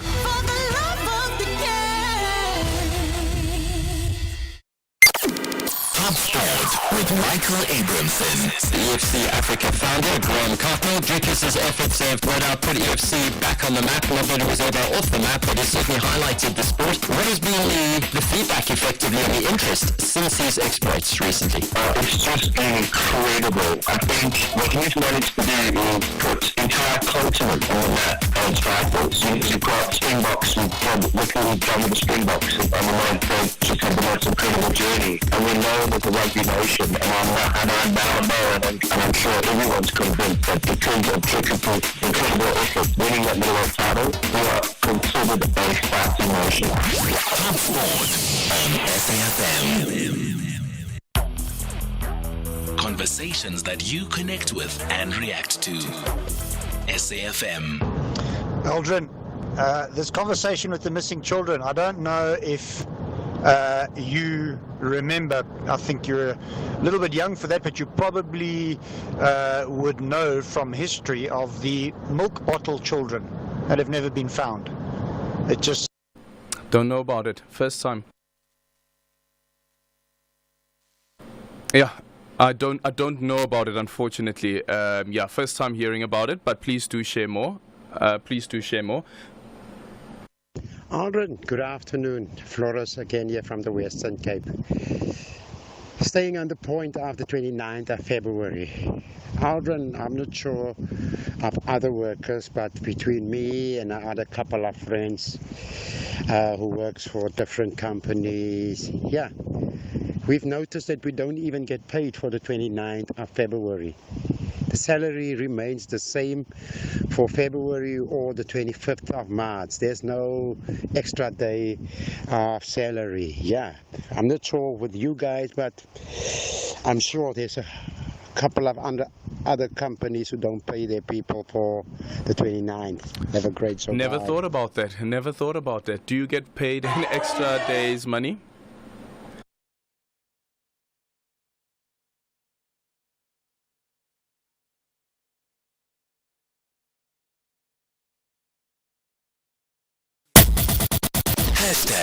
#SAFMBTH. Okay, apologies. We're experiencing a couple of glitches here. We're going to try and sort that out during the news headlines. But let's quickly speak to Trini Drotje, who is the Director for Tutela, Child Protection and Older Persons Services. So the Gauteng Care Crisis Committee has issued a statement outlining the disappointment as the Department of Social Development in the province has non-profit organizations of their intention to cut the budget for the new financial year. This is in light of the 233 million rand budget cut announced by the Gauteng Treasury. The non-profit organizations that are affected provide critical services to vulnerable groups within the communities. We are now speaking to Trini. Trini, good afternoon. Thank you so much for making time for us. I just quickly want to make reference to the statement that has been issued now by the Department of Social Development. It says that investigation will be concluded soon and its damning outcomes will be revealed. What investigation is this? Do you know about it? Good afternoon. We don't know anything. We have submitted our business plans in November, and ever since we've been requesting feedback, and in the last month especially, we've written urgent emails requesting feedback so that many NPOs can know, do they have a future after 31 March? Will they get subsidy? Unfortunately, us as NPOs, we are very dependent on government subsidy. And if we don't get it, a lot of our NPOs will close down and a lot of beneficiaries will have to go somewhere else for services with whom we've built a trusted relationship, and a lot of employees will lose their employment. And we don't have answers. We don't know when our business plans investigation will be done or evaluation will be done. We don't get feedback. So we are as in the dark as you are currently. Okay, and once again, we did invite the department. We were supposed to speak to the MEC, but we're told that the MEC is no longer available, and we have the statement. The statement also says that the department has called on the NPOs to be patient as it finalizes on the investigation. Yes, I hear that we have to be patient, but at the moment, it's 7 March. 31 March is around the corner. We need to have already known if we're getting subsidy or not. If, say, for instance, Tutela is not receiving subsidy, we've got about in the 60 family care office personnel members that will be without a job, because most of our organizations cannot, for a month or two, carry the salary any further. And then we need to close the offices down. We need to have time to hand over clients and to do the labor law procedure of retrenchments. And if we need to hang on, till when do we need to hang on? Are we going to hear in this week, if our business plan is approved? Are we going to hear it in April, because that's a bit too late? Are we going to hear it in May or after the election? When are we going to hear it? And that's what we need to know. We need to know what is the way forward so that we can inform our personnel, inform our beneficiaries of what the plan is. Yeah. So that is the basic. We can't wait. A lot of our organizations, and I can speak to many in Gauteng, cannot afford to wait 1 month to hear that we're getting subsidy or not. Trini, thank you so much for your time. We're going to try and see if we can get the MEC again, perhaps maybe tomorrow, and revisit this conversation. Trini Drotsky is the director of Tutela, which is a child protection and older persons services. Apologies, we're a bit late for the news headlines. Good afternoon. In the headlines, President Cyril Ramaphosa has scoffed threats of violence by MK party supporters should their party not be listed on the ballot paper. He was speaking to the media on the sidelines of his visit to Mpumalanga during the presidential imbizo. Gauteng MEC for Roads and Transport Kidibone Diale Tlabela is currently locked in a meeting with the taxi industry to find possible solutions to the ongoing taxi strike in Ekurhuleni and avert a looming national shutdown. And India's Prime Minister Narendra Modi has told people in the disputed region of Kashmir that taking away its autonomous status had paved the way for economic growth. Greg House will have details on these and other stories at 5. For SAFM News, I'm Anne Musa. SAFM, guiding you through the rush hour traffic. Very heavy on mid-range N1 South. A breakdown in the middle lane. It's a stationary truck. It's been there a while at Allendale. Traffic is queued all the way back to Olifantsfontein. If you're on your way to Joburg, that's a heavy backlog. And then the earlier truck fire incident on the Mike 1 South at Parktown before Houghton Drive, pushing traffic all the way back to Sandton. That is also a very heavy queue. And coming out of Cape Town today, there's just been a crash on Nelson Mandela Boulevard at Hospital Bend. So extra delays leaving the city centre, the N2 backing up from Strand Street. Rob Byrne, SAFM Traffic. This is SAFM Sports with Tuming Khapele. In your sports this hour, if you're looking to go to the Soweto derby between Orlando Pirates and Kaizer Chiefs, well, FNB Stadium management has confirmed that around 9,000 general access tickets are left ahead of the much anticipated clash.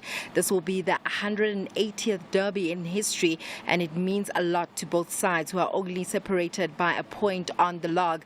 And in not so good news for the Buccaneers, head coach Jose Rivero has hinted that the striker Evidence Makgopa is a doubt for the match. No, he got a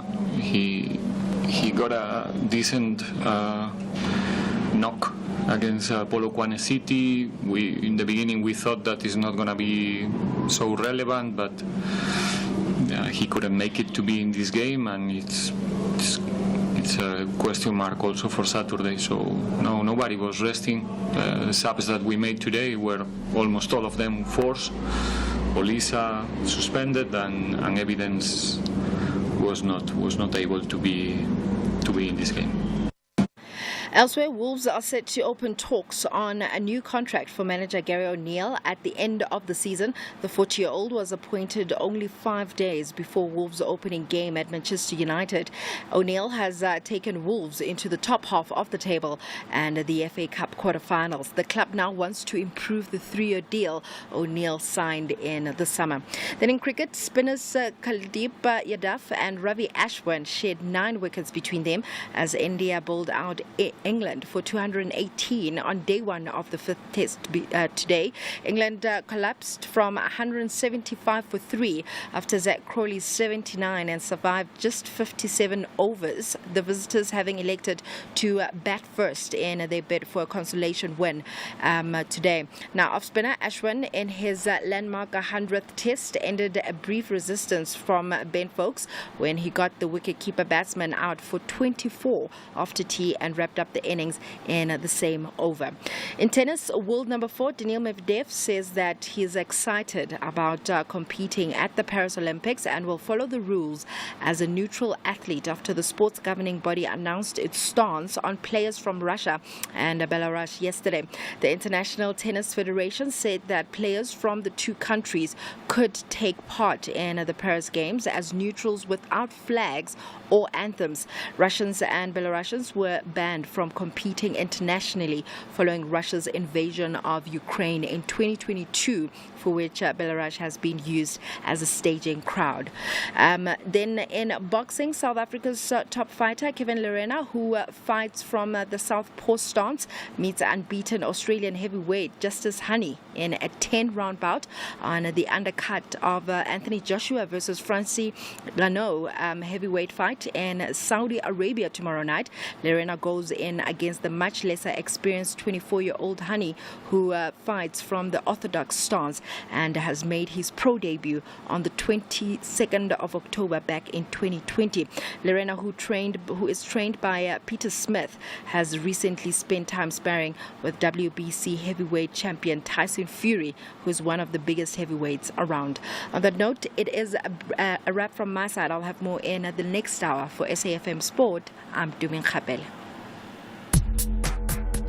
If you're active on social media and love SAFM, we hope you'll take a moment to like or follow our SAFM page on Facebook and Twitter. These are the best places to find all the guest information, conversations, and stories you love from your favorite presenters, along with regular updates from SABC News.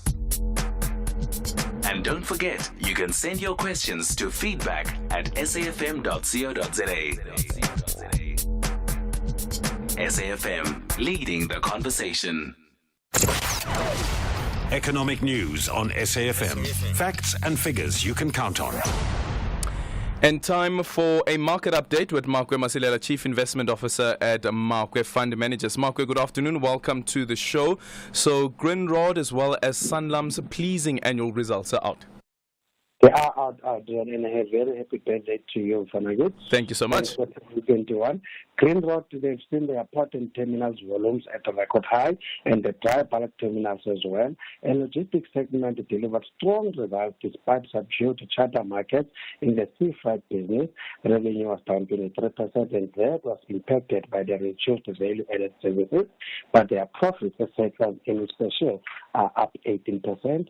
And Sanlam saw a totally new business volumes that were up. They managed to be strong again in 2023, just under 400 billion, and growth was underpinned by life insurance and investment management. And the life insurance new business volumes were solid in South Africa, and they were driven by retail and corporate single premiums with decent growth in recurring premiums.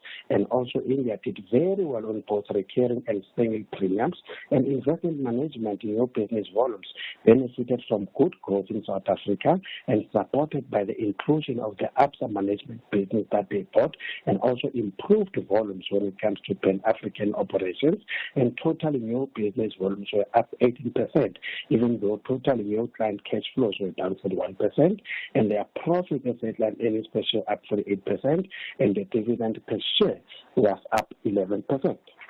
And tell us about local and international market developments. I think it's very important, for all to know that higher for longer interest rates tend to weigh on the economy and diminish company profits, while also denting the appeal when it comes to risk-driven assets, the likes of stocks. And the markets have reached the point now where they are in line with central banks.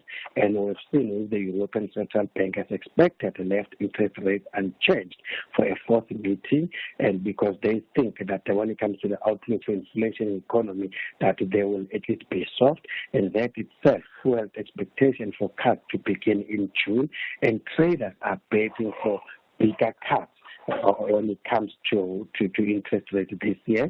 And our current account, remember, this is the broadest measure of trade in goods and services, extended its shortfall from 0.5% of GDP in Q3 to 2.3% in Q4, mainly due to dividends and interest payments. And that was worse than expected, 1.2%. And the updated Chinese trade data augured very well for oil demand, but unfortunately delayed rate cuts was a spoiler. Brent crude is down 0.7% at $82, and the yellow metal extended gains to hit all-time high as expectations for lower interest rates this year were a booster. And we see the yellow metal is up 0.4% at 2156. Platinum is up 1% at 917. The DAX is up 0.4%, CAC up 0.6%, food up 0.2%, the Dow is up 0.5%, S&P is up 0.6%, the JSE is down a mere 0.1%, but reversed most of the earlier losses, with our resources up 2.5%, but our industrials are down 0.4%, and our financials are down 1.8%. Out in the rand is 18.79 to the US dollar, 23.96 to the pound, and 20.45 to the euro. Thank you so much. That's Makwe Masilela, Chief Investment Officer at Makwe Fund Managers. Like, for instance, point that was raised by another voice note. It says that the prosecutor said the bail must be 5,000. The defense said 4,000. What did the magistrate say? Yes. What did the magistrate say? 10,000. Why did the magistrate say 10,000? That is still unfair. Wait, Tommy, pendulum buzo. Answer the question. Few inches later. Wait, Tommy, pendulum buzo.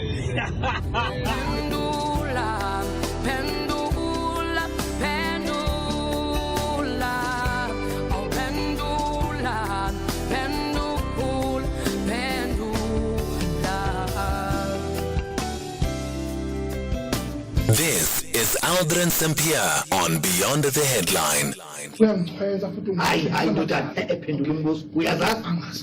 I don't know. Let's have the conversation. WhatsApp voice notes on 0614 104 107. Let's take your voice notes on 0614-104-107, and you can also drop me an X at Aldrin Sampear. Our studio line is 086-000-2032. When we come back at 4:45, we're in conversation with Mangoba Mabuza, who is the head of public relations for Waterford Kamhlaba United World College of Southern Africa, as we look at the solar farm project as the college celebrates its 60th anniversary.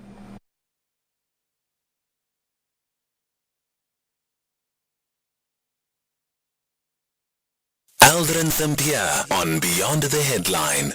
Afternoon, Andre. This is Magdalene from Bloom. Lirato, good afternoon. Aldrin, how are you? Let's hear from Tandisa joining us from Matlosano. Good afternoon. Edwin, how are you? Aldrin. Who?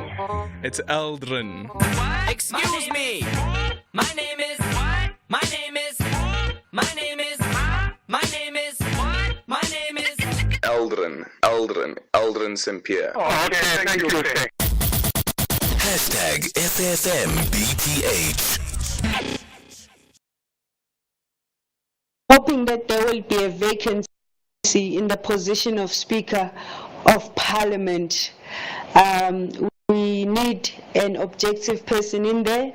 That course that you want for financial literacy in the townships, it needs to start with the members of Parliament, because those people are being paid big money to still be needing bribes. Can Jocelyn's paternal family stand up? We have to be careful who we involve around our children, because not everyone who lusts after the lifestyle that you bring, the status that you bring, is going to care about your kids. Ladies, you do not need to buy the pig to get the sausage. And Josie Blackstone. Hi, Aldrin and team.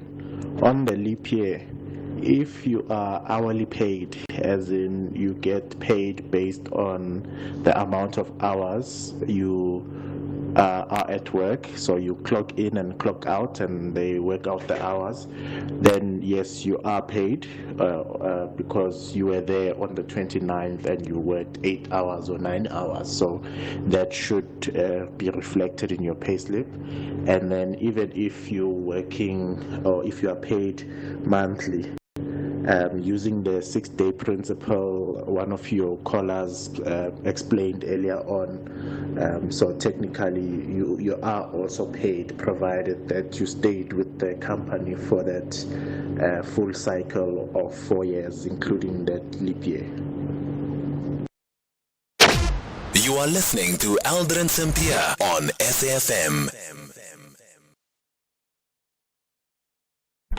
It is 14 minutes now before 5 o'clock. In conversation next with the Mangoba Mabuza, head of public relations for the Waterford Kamhlaba United World College of Southern Africa, which has a solar farm project as it celebrates its 60th anniversary this year. The school is part of the Global Education Movement United World Colleges, with over 18 schools and colleges across the world. As part of its long-term vision, the college has set up a bold goal to achieve carbon neutrality by 2030. To tell us more about this and the school's broader commitment to environmental stewardship, we speak to Mangoba Mabuza. Mangoba, good afternoon. Thank you so much for making time for us. Good afternoon, and thank you so much for having us. So tell us about the solar farm project. Thank you. As Waterford Kamhlaba, we have just announced a groundbreaking project, which is a solar farm project. It's a very exciting project that aligns with our commitments to sustainability and environmental stewardship as a college. So the solar farm project basically is part of our sustainability program as a school. We've got a number of sustainability programs on campus, including a biodigester, wind turbine, a permaculture garden, a nature reserve on campus, water treatment plant. But now we have just embarked on this big solar farm project for purposes of producing clean energy, and that will see us also going off the national grid and become sustainable when it comes to energy production as a campus. And what is very exciting about this solar farm project is that when the school is closed during the holidays, we will be able to donate that energy that will have produced but that is not being used to neighboring communities like orphanages and the neighborhood care points when the school is closed during the holidays. So it's a very necessary initiative, we believe, and it also contributes to our goal of being carbon neutral by the year 2030. And I see that the solar farm is set to cost you around 50 million. Yes, it will come at a cost of about 50 million, and we are not going to do it alone as a school. What we are doing right now, we have embarked on a fundraising campaign whereby we are appealing to our stakeholders and partners, individuals and institutional partners, to come on board, and development partners, of course, and also within our community, our alumni community, and everyone else to come and support the school. So we are appealing for donations. People who have always generously supported the schools in the past to please come on board. We will start to implement it as soon as we have the funds. But for now, we are just starting the fundraising campaign. As soon as we have the funds, then we will start to develop and establish everything and set up this massive project.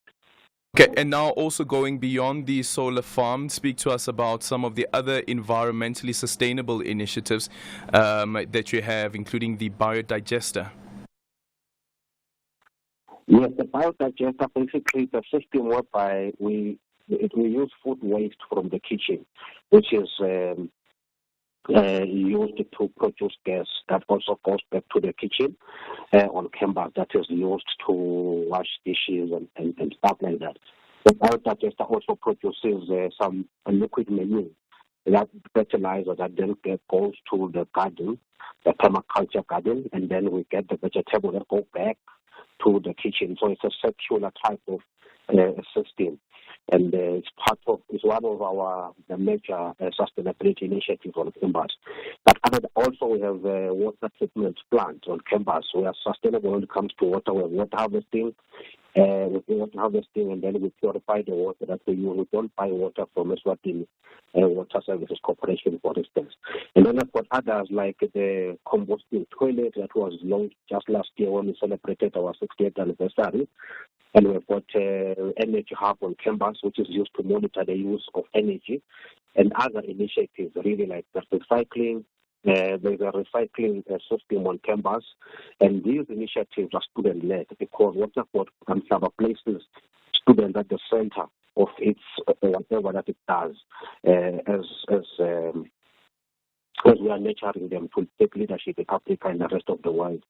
So we believe that we are contributing to a greener future, and we know that that is where the world is going. Even here in Eswatini, our government is committed to really reducing carbon emissions. It's just some clear goals, and we're happy that as an institution we're aligning with governmental goals. But also at a UN level, we will know that that is where the world is going now, to produce clean energy. Your time searching for an employee that has it all. They do not exist. But I will tell you what does exist. The Kia K2700 workhorse. It's versatile, powerful, and reliable. It also arrives on time every day. Plus, you get 40,000 Rand cashback. It's the business partner you've been waiting for. Visit your nearest Kia dealership for a test drive. T's and C's apply. Kia. Movement that inspires. Mzansi's top spinners are back on the ground for a tire-screeching battle. Here we go. You ready for some fun? Stay glued to SABC TV channels on 16 March 2024 for a breathtaking experience of Red Bull Shea Motor. Precision driving at its very best out here. This is Africa. Welcome to a world of spinning. Do not miss out on the heated spinning by the greats of the sport. Proudly brought to you by SABC Sport. For the love of the game.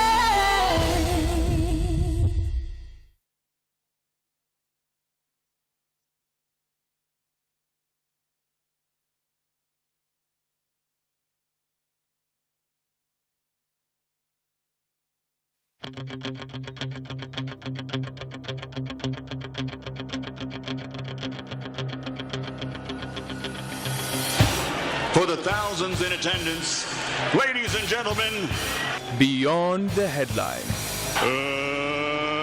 Let's get ready to rumble!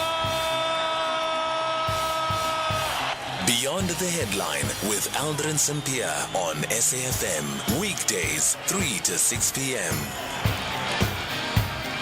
To infinity and beyond! You are listening to Aldrin Sampear on SAFM. Well, we apologize for that. Mangoba, can you still hear us? Yes, Hi, I do. Mangoba, can you? Sure. Quickly tell us, as we conclude the conversation, about the compositing toilet, the compositing toilet. What exactly is that? Thank you very much. And as I was saying, that we have a number of initiatives on campus that are part of our sustainability.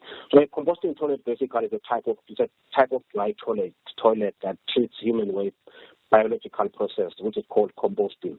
So basically, it's another initiative that is student-led on campus that was initiated by our students as part of this broader environmental sustainability program on campus. So we believe that these small but significant steps that are being taken by our students and everyone on campus at Waterford Kamhlaba are contributing to a greener future and a more sustainable world. Thank you so much for your time. That is Mangoba Mabuza, who is the head of public relations of the Waterford Kamhlaba United World College of Southern Africa.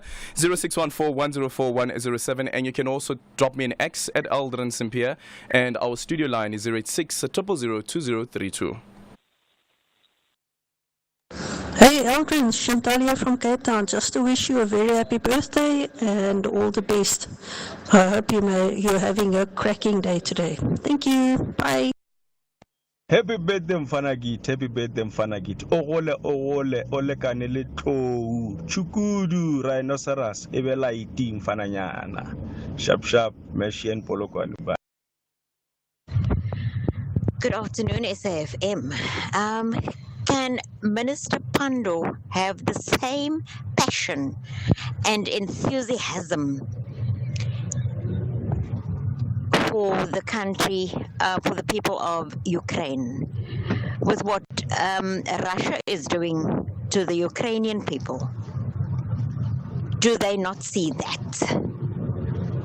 Can she have that same commitment that she gave the Palestinian people and Hamas, that she will fight on behalf of the country for them? It's actually pathetic the way they carry on, because that's the only thing she talks about nowadays. Happy birthday to you. Happy birthday to you. Happy birthday to you. Happy birthday, dear Aldrin. Happy birthday to you. Happy birthday, Aldrin, our pilot. Thank you so much, brother. Thank you. Keeping us informed with all the current affairs, everything that's happening in South Africa and across the globe. We I am personally really thankful, and thank you so much, and thank God for adding yet another year into your beautiful life. Have a beautiful day, a beautiful week, a successful year, and thank you so much for a beautiful voice on radio and for keeping us entertained and more especially informed. Aldrin, have a great day, my brother. Thank you so much. Thank you so much. This is really appreciate it. MGR in Limpopo. I really appreciate it. Thank you so much. Hello, Aldrin. This is Gail from Port Elizabeth, Quebec. This message is especially for you, to wish you a very, very happy birthday. Thank you. And very, very many more. And stay as lovely as you are. I'm allowed to say that. Yes, I'm a lot older than you. Aldrin, thank you for the lovely content. I'm one of your ardent listeners, and may you be spoilt thoroughly and be healthy and well and just remain as good as you are. Appreciate it. Be blessed and much love. Thank you so much. As I said, from Gail in Port Elizabeth. Thank you, Bye. Gail. Thank you so much. Good afternoon, Aldrin. Vincent Risumati here in Brekpan. I just want to wish you a very happy birthday. I've just had mine yesterday. So we missed each other by, a margin of a few hours. Happy belated birthday. Happy birthday to you. I had mine yesterday. Vincent here in Brekpan. Thank you, Aldrin. Happy belated birthday to you too, Vincent, and happy belated birthday to all the Pisces out there. Oh, well, not belated as yet. We are still within the Pisces season. Okay, so happy birthday to all the Pisces out there. 0614-104107, and you can also drop me an X at Aldrin Sampear. Our studio line is 086-000-2032. Coming up after 5 o'clock, it is the interview, and we're in conversation with Wouter Wessels, who is the National Head of Elections for the Freedom Front Plus. As we normally do on a Thursday, as we build up to the elections, we focus on the economic proposals by political parties in their manifestos, and today our focus is going to be on the proposals that are being made by the Freedom Front Plus. And amongst those proposals, for instance, is that they are calling for tax rebates in cases where government fails to provide basic services and maintain infrastructure. What do you think about that? Tax rebates where government fails to deliver basic services and maintain infrastructure. So literally putting it back into the hands of community members who may have said that government has failed in infrastructure in this particular part, and we believe that we should hold back our taxes. I don't know in which form you hold back those taxes and how you'd be holding back those taxes, and which taxes it is exactly that the Freedom Front Plus will be targeting, because income tax is deducted directly from your salary even before you get to hold that salary in your hand, there's an income tax that goes off. 0614-104107, and you can drop me an X at Aldrin Sampear. It's 5 o'clock, time for the news. Independent and impartial. This is SAFM News. Ramaphosa responds to MK threats and Durban Deep residents living in fear. Good day to you. President Cyril Ramaphosa scoffed threats of violence by MK party supporters should their party not be listed on the ballot paper. He was speaking to the media on the sidelines of his visit to Mpumalanga for the presidential imbizo. The party associated with former President Jacob Zuma has until tomorrow to submit signatures required by the IEC, as well as its candidate lists and deposits to be able to contest the elections. But another hurdle to overcome is an impending judgment in a case that the ANC has brought against it over the use of MK as its own trademark. President Ramaphosa says all those who threaten violence will be arrested. We've been hearing that, and I just want to make it very clear to anyone who is threatening any form of unrest, they will be followed up and they will be arrested. Those are people who are the enemies of our democracy. When you are dissatisfied with any decision, be it a government decision, the president's decision, a minister's decision, even a court decision, there are ways in which all those complaints can be followed up. So for anyone to say that if this does not happen, they are going to have instability. And I can promise you, those people who will be followed up, we will arrest them. Gauteng Roads and Transport MEC Ketebona Dialekhlabela is currently locked in a meeting with the taxi industry to find possible solutions to the ongoing taxi strike in Ekhululeni, east of Johannesburg, and avert a national shutdown. This as taxi strikes continue in Ekhululeni over government's deployment of buses on some of the taxi routes. Taxi operations in Tembisa, Germiston and Benoni have been suspended. The MEC spokesperson Aldrin Sampear. The MEC has expressed her disappointment in the disruption of service that led to many people not being able to reach to work. The MEC does express her sincere apologies to members of the public, particularly passengers across the length and breadth of the affected areas, that they were inconvenienced this morning. Earlier, the National Taxi Alliance spokesperson Theo Malele said the outcome of the meeting with the Transport MEC will determine the possibility of a national shutdown. It is indeed the taxi industry that has actually developed these routes and subsequently matched these routes.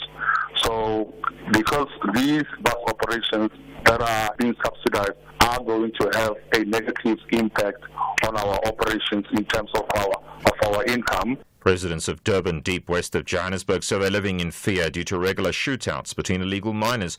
They also allege that illegal miners target residents and the Zamazamas about the high crime level in the area. Today they took to the streets and blocked parts of Main Reef Road with burning tyres and rocks in protest.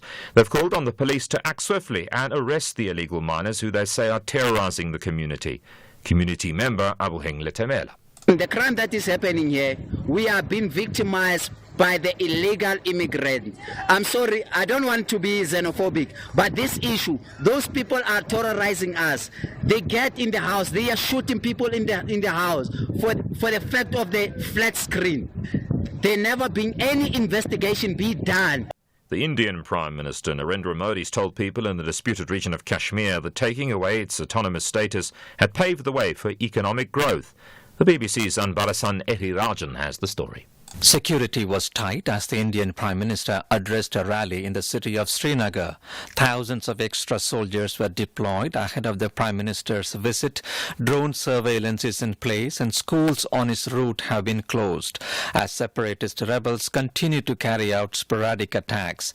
Narendra Modi said he was working to win hearts in Kashmir, which came under direct federal rule in 2019, a move that angered many Kashmiris. One local leader said that almost none of those attending Mr. Modi's rally would be going off their own free will. Top story, President Ramaphosa scoffed at threats of violence by MK party supporters should their party not be listed on the ballot paper. That's SAFM News. I'm Greg Khus. And coming up in your sports this hour, only 9,000 tickets left for the Soweto Derby, and Stephen Mukoka hopes that South Africans can end Two Oceans drought. More details at 5:30. SAFM guiding you through the rush hour traffic. And there's some monster hold-ups around Gauteng highways. One is the run on the M1 South from Midrand down to Joburg. We've got a stationary truck in the middle of the carriageway at Allendale Road. Traffic is back now beyond the Olifantsfontein Road exit. Also, the earlier truck fire on the Mike 1 South at Houghton, still backlogging traffic as far as Melrose. And if you're on your way to Soweto side, there's been a crash just around the Albertina Sisulu Maresburg exit between that point and the N17 Soweto off-ramp. The backlog heading to Soweto's back beyond 14th Avenue. Very heavy on that run through as well. Durban side today, the N3 under pressure outbound, really from about Sherwood right through to the Paradise Valley split. A lot of traffic getting slowed up by the roadworks this afternoon. The earlier crash coming out of Cape Town at Hospital Bend is being clear, but it means the N2 and M3 options leaving the city centre stay busy. There's a lot of traffic around the area between sort of the waterfront Greenpoint and central Cape Town routes like Helen Suzman Boulevard and the Strand Street High Level Road option, both busy and both slow, particularly on your way outbound, but also inbound as well today. And the N1 leaving the city centre back from Beytentuck Street over the elevated freeway to the Kuberg interchange. Rob Byrne, SAFM Traffic. Beyond the Headline with Aldrin Sampear on SAFM. Weekdays, 3 to 6 p.m. 0614-104-107. You can drop us an X at Aldrin Sampear, and our studio line is 086-000-2032. So, as we normally do on a Thursday leading up to the May 29 elections, we focus on the manifestos that have been launched by political parties, and today our focus is going to be on the Freedom Front Plus, and we're going to be focusing on the economic proposal. So, since the beginning of last month, we have been speaking to various political parties about their election manifestos, deliberately focusing on the economic policy proposals. This, as we believe that the issue of revitalizing the country's flagging economy should top every political party's agenda ahead of this year's national and provincial elections. So today we hear from the Freedom Front Plus. Last weekend you may have heard the party's leader, Dr. Pieter Groenewald, promising a free market system to rebuild the economy. But what are the pros and cons of a free market economy, and who benefits from it? Will this kind of proposal be able to ease the country's economic woes? We're joined by Wouter Wessels, who is a Freedom Front Plus's national head of elections. Wouter, good afternoon, and thank you so much for making time for us. Good afternoon. Thank you for having me. I want to start off with the question around land, and I find it interesting that that Freedom Front Plus is arguing that land shouldn't be seen as a commercial entity. Why is that? Not only as a commercial entity. We know that land in South Africa has emotive qualities as well, and that different communities do have an emotive connection to land. So you need to find a balance between that on the one hand and take that into account when developing policies with regards to land and land reform. But on the other hand, we need to acknowledge that land is a commercial entity as well, and that in the first place we need food security. So where there is arable land, and we also have to be cognizant of the fact that South Africa is not a very rich agricultural country. We do well agriculturally, but we actually have a lot of desertification taking place. We have a lot of land that is not arable, and we have a growing population that needs food, and we need to protect food security, because it's one thing having land and restoring land and having that emotive connection to land, but being hungry whilst having land won't serve anybody. So we need to protect food security, the commercial value of land, especially for foreign investors, but on the other hand, balance it with communities' emotive connection to land as well. Yeah, I'm going to go back to that quote again. It says here, property rights and housings. The Freedom Front Plus understands the emotional impact that land ownership has on all South Africans. Thus, land should not be viewed through a commercial lens.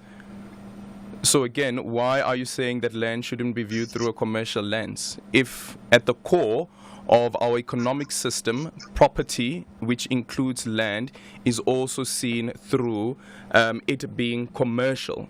So it is used as surety sometimes as well. Yes. Well, if you read the rest of the policy views with regards to property rights and land ownership, we do bring in the commercial part of it. But as a starting point, it is important to acknowledge, as I said, the emotional connection and the fact that a lot of communities, and because of our past and history, we need to acknowledge that as well. So we cannot only look at property and land through a commercial lens, but we need to acknowledge that it is a commercial entity, and we also need to acknowledge that it is used where it's arable and where it's agricultural land for food security.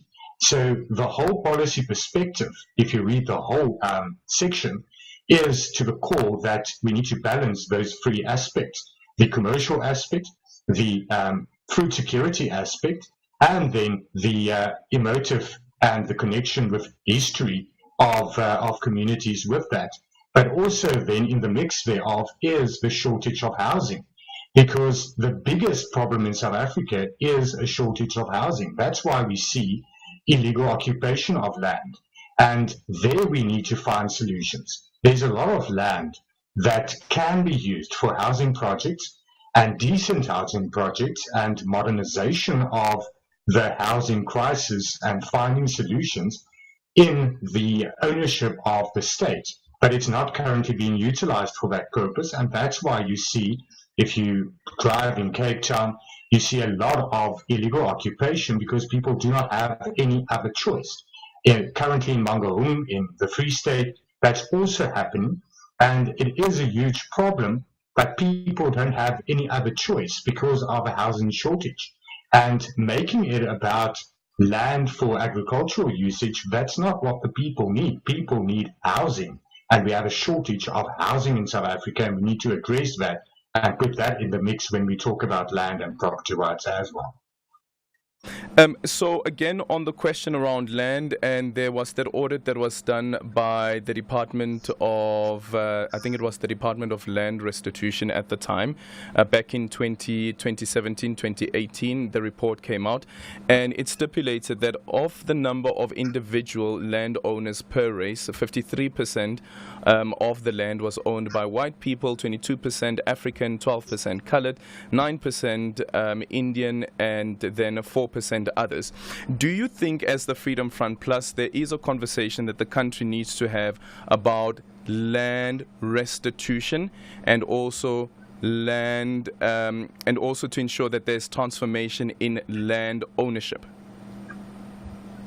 Obviously, but what that survey did not take into account is land owned by government. If you put that into the mix, then it looks and the outcome is much different with regards to the racial spread of land ownership. And that's what government does not mention, that the majority of land in South Africa is owned by government.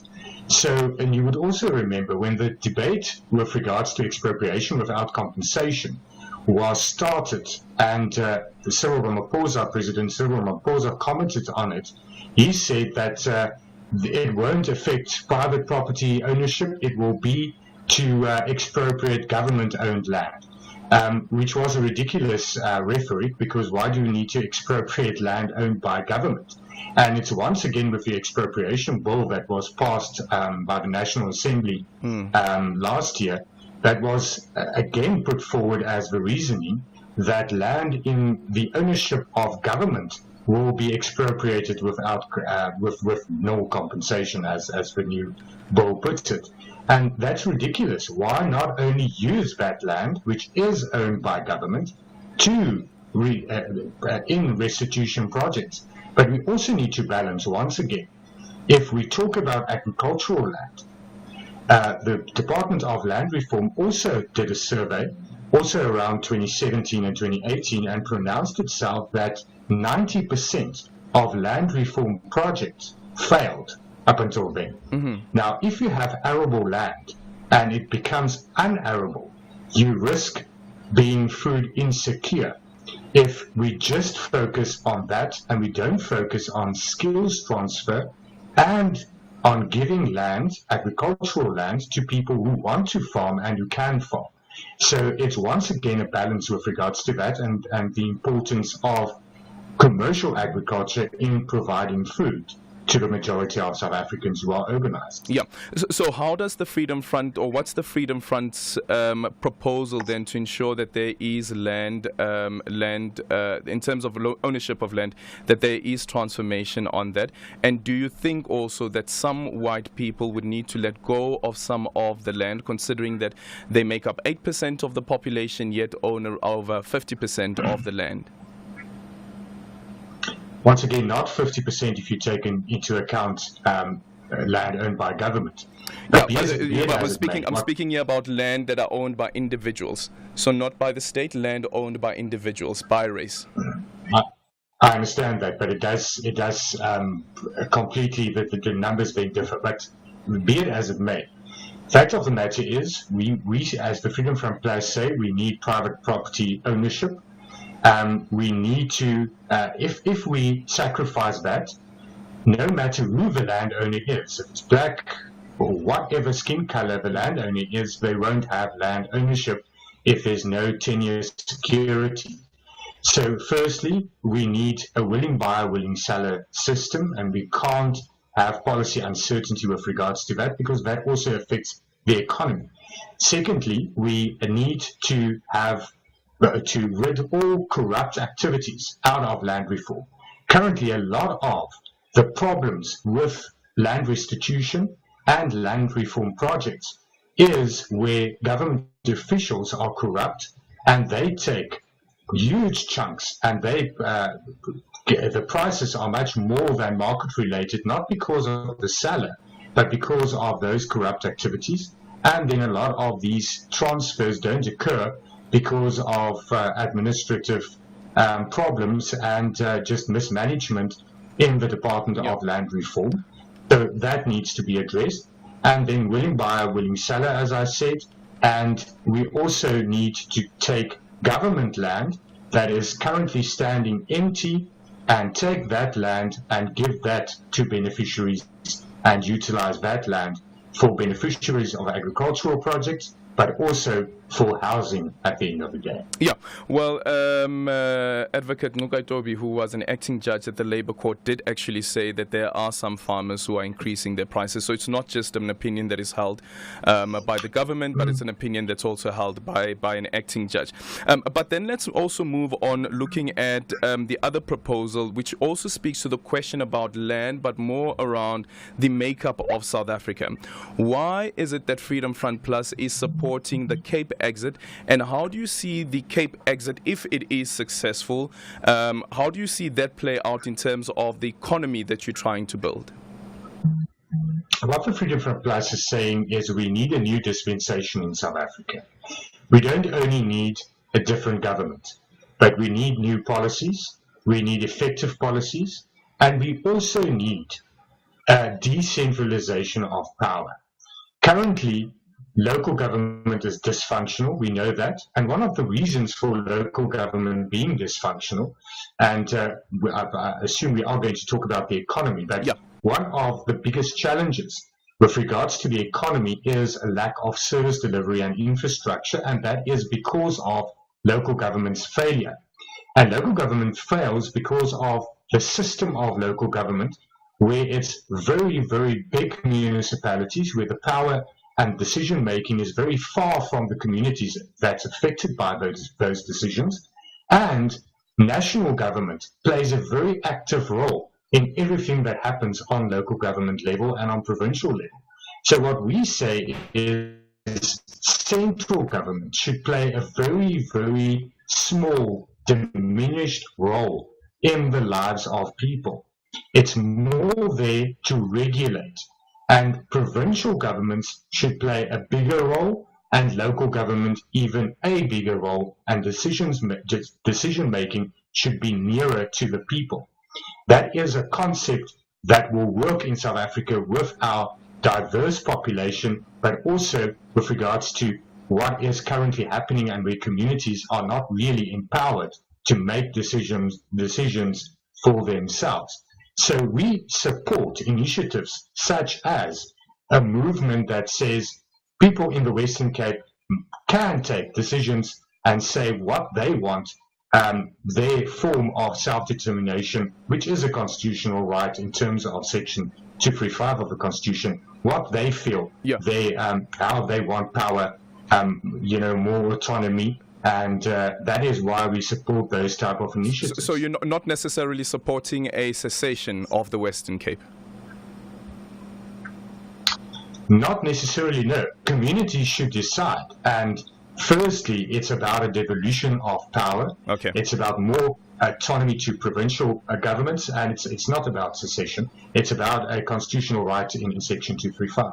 Okay. We're in conversation with Wouter Wessels, who is the head of elections for the Freedom Front Plus. Any questions that you have around the economic proposals? The other ones that we're going to be touching on when we come back is looking at some of the tax breaks that they want to see being introduced, especially where government is failing. The Freedom Front Plus is proposing tax rebates in cases where government fails to provide basic services and maintain infrastructure. 0614 104 107. And you can also drop me an X at Aldrin Sampear.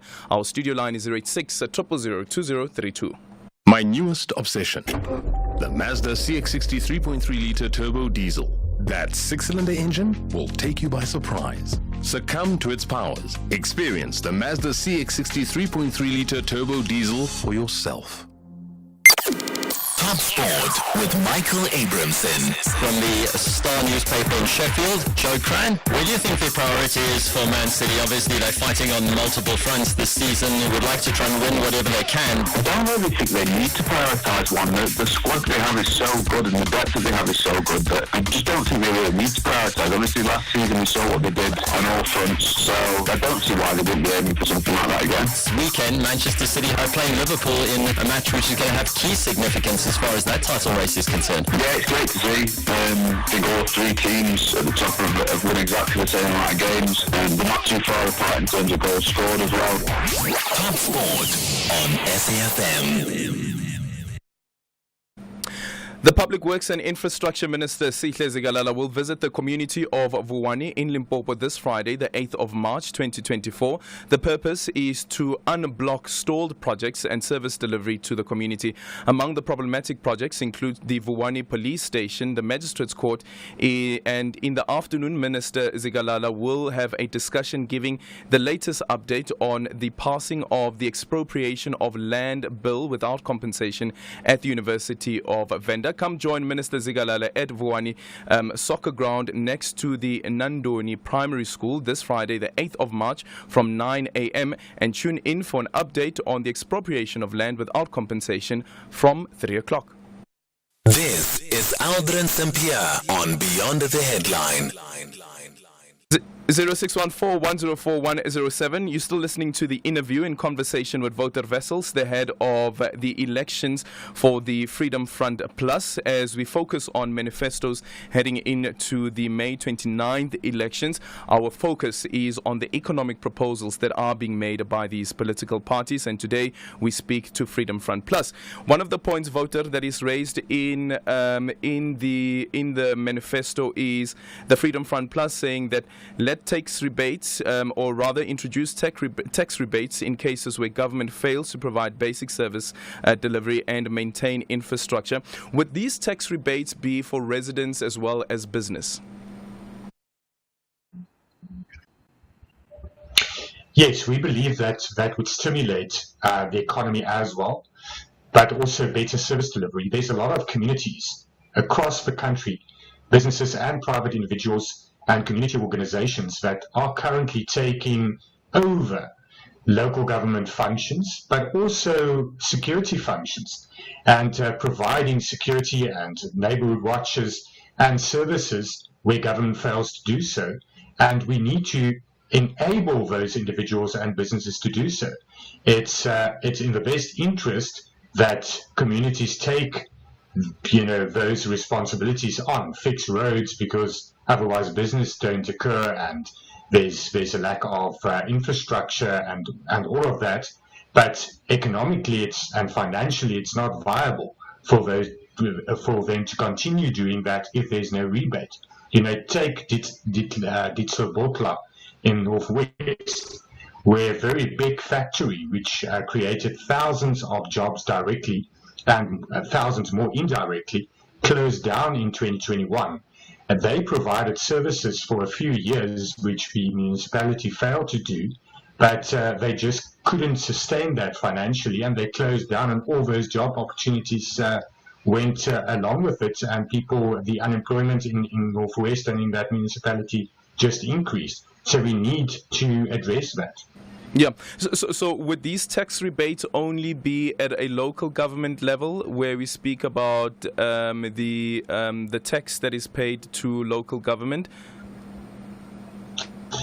We believe that is a first step, but then also with regards to private security, a lot of South Africans have to pay a lot more for private security alarm systems and so forth, neighborhood watches, whilst that is actually a function that central government should be rendering, and they don't. We have a failure with regards to policing. We don't have effective policing, and now individuals have to do that. And with the cost of living rising, that is just an impossible expenditure. Yeah. And we believe that should also be rebated. Okay, so I can understand how it can happen at a local government level with the rates and taxes, but at a national level, with the policing being a national competence as well. Let's say, for instance, as a household, we live in a complex, there's security that is offered, or even it is a stand-free house and we have security that we have installed. What then happens? How do I get my tax back? How do you envisage as the Freedom Front Plus this would play out? We believe there's possibilities to look at the income tax amendment legislation and look at personal income tax rebates. As you get a medical aid tax credit each year, you can get that as a credit if you render proof of such expenditure during that tax year. And we believe that is one of the initiatives that it can, one of the forms that it can take on. Yeah. Well, considering that tax is we speak about progressive tax and the purpose that tax also serves, if a household is able to claim directly back from the revenue services money that they've spent on their security, what does that mean for the money that government would ordinarily spend for safety and security on the entire nation? So does that not mean that there's money that's being taken away that would actually be going towards safety and security at a national level? Well, it is. It's money that's taken away, but currently money that is paid, and remember, all South Africans pay tax in one form or another, and that tax money is not currently being spent to the benefit of South Africans. Government is currently just earning tax, whilst they should be really spending that money they are actually just collecting tax and not actually earning it. There should be value for tax money, and there isn't currently. Okay. So that is a way to get government, and any government who has a decline in revenue will have to do more to then earn more tax money and encourage people to pay their taxes when there's really value for money, and that is something that the current government is not doing. Okay, let's quickly go to the line 0614-104-107. That's the voice note line, and our studio line is 086-000-2032. Let's quickly go to Lebogang, joining us from Cape Town. Good evening. Hi, evening. Hi, how's this? Good. You can go ahead. Just one question simply. What is their plan around energy security, especially in light of the electricity challenge? What is their what? Their plan around energy security. Okay. Especially in light of the challenges that are engulfing the utility company Eskom. Okay. And, thank you very much. He's my neighbor. Thank you. Bye. All right. Okay. Thank you so much. Pumzile joining us from Humansdorp. Pumzile, good evening. Good evening, Aldrin and your guest. Aldrin, only one thing, in fact, which I wanted to find out, what is the plan of the Freedom Front Plus on land distribution? You know, land is a very sensitive so you're not satisfied item. with what was said earlier on? Yeah, no. Okay, so what specific is it that you want to deal with? No, currently, Aldrin, the land is being monopolized by a minority in the country, and the majority possesses almost 13, if not 11% of the land. And we're talking about commercial land belongs to a minority in the country. We know for a fact Freedom Front Plus has always been the protectorate, in fact, of the commercial landowners. What is their view on that one? Okay, Pumzile there from Human Stop. Wouter, we're going to give you an opportunity to respond to that just after the update, the Money Web market update with Jimmy Moya. Hi, it's 5:30. Time for the news headlines. In the headlines, the DA says it will not participate in a cover-up of the SAA Takatso consortium deal. President Ramaphosa scoffed threats of violence by MK party supporters should their party not be listed on the ballot paper. And Russia has summoned the US ambassador in Moscow and threatened to expel American diplomats. We'll tell you why and other news at 6 o'clock. SAFM, guiding you through the rush hour traffic.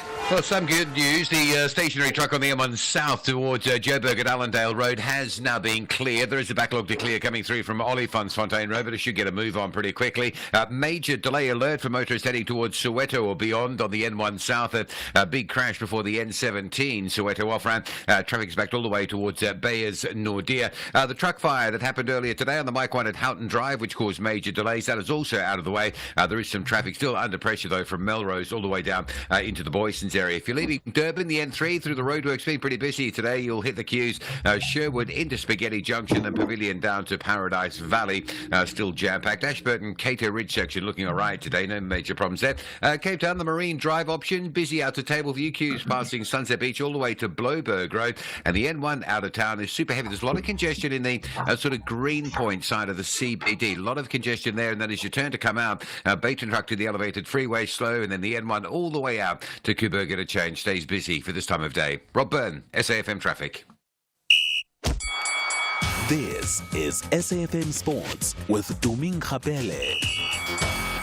In your sports this hour, let's start things off with athletics. Stephen Mokoka says that he hopes to see the end of foreign dominance in the upcoming Two Oceans Marathon. 5 years have passed since South African runner Bongumusa Mthembu claimed victory at the Cape Town Ultra Marathon, with runners from Zimbabwe, Kenya and Ethiopia having established themselves as favourites to clinch the local races. Mokoka remains a strong contender for the title, but should he fail to cross the finish line on the 17th of April, he says that he hopes another local runner is able to clinch victory. And I'm a potential contender because I'm new into the distance. So, to be honest with you, I'm going to give my best shot. I think my father-in-law has won Two Oceans several times. I think on the day where he was supposed to win, my late father-in-law anyway, when he was supposed to win it for the third time, he was beaten by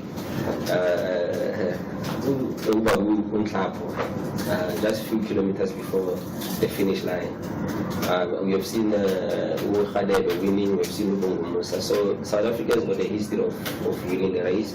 Yes, lately the race was going on the other side.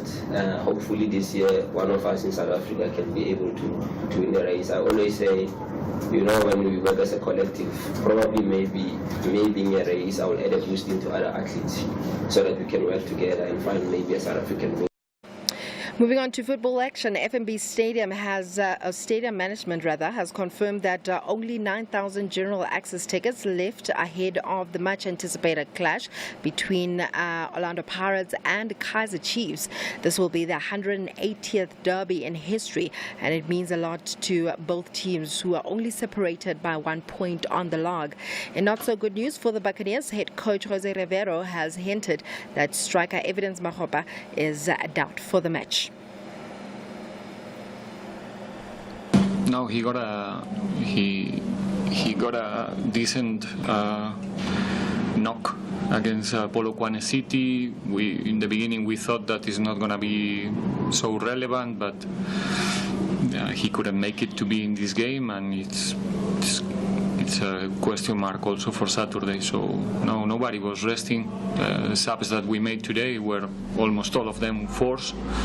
Olisa suspended, and Evidence was not able to be in this game. Still staying with football, Steve Gompela, who was recently let go by Morocco Swallows, is set to return to the touchline to try and alter Golden Arrow's current trajectory.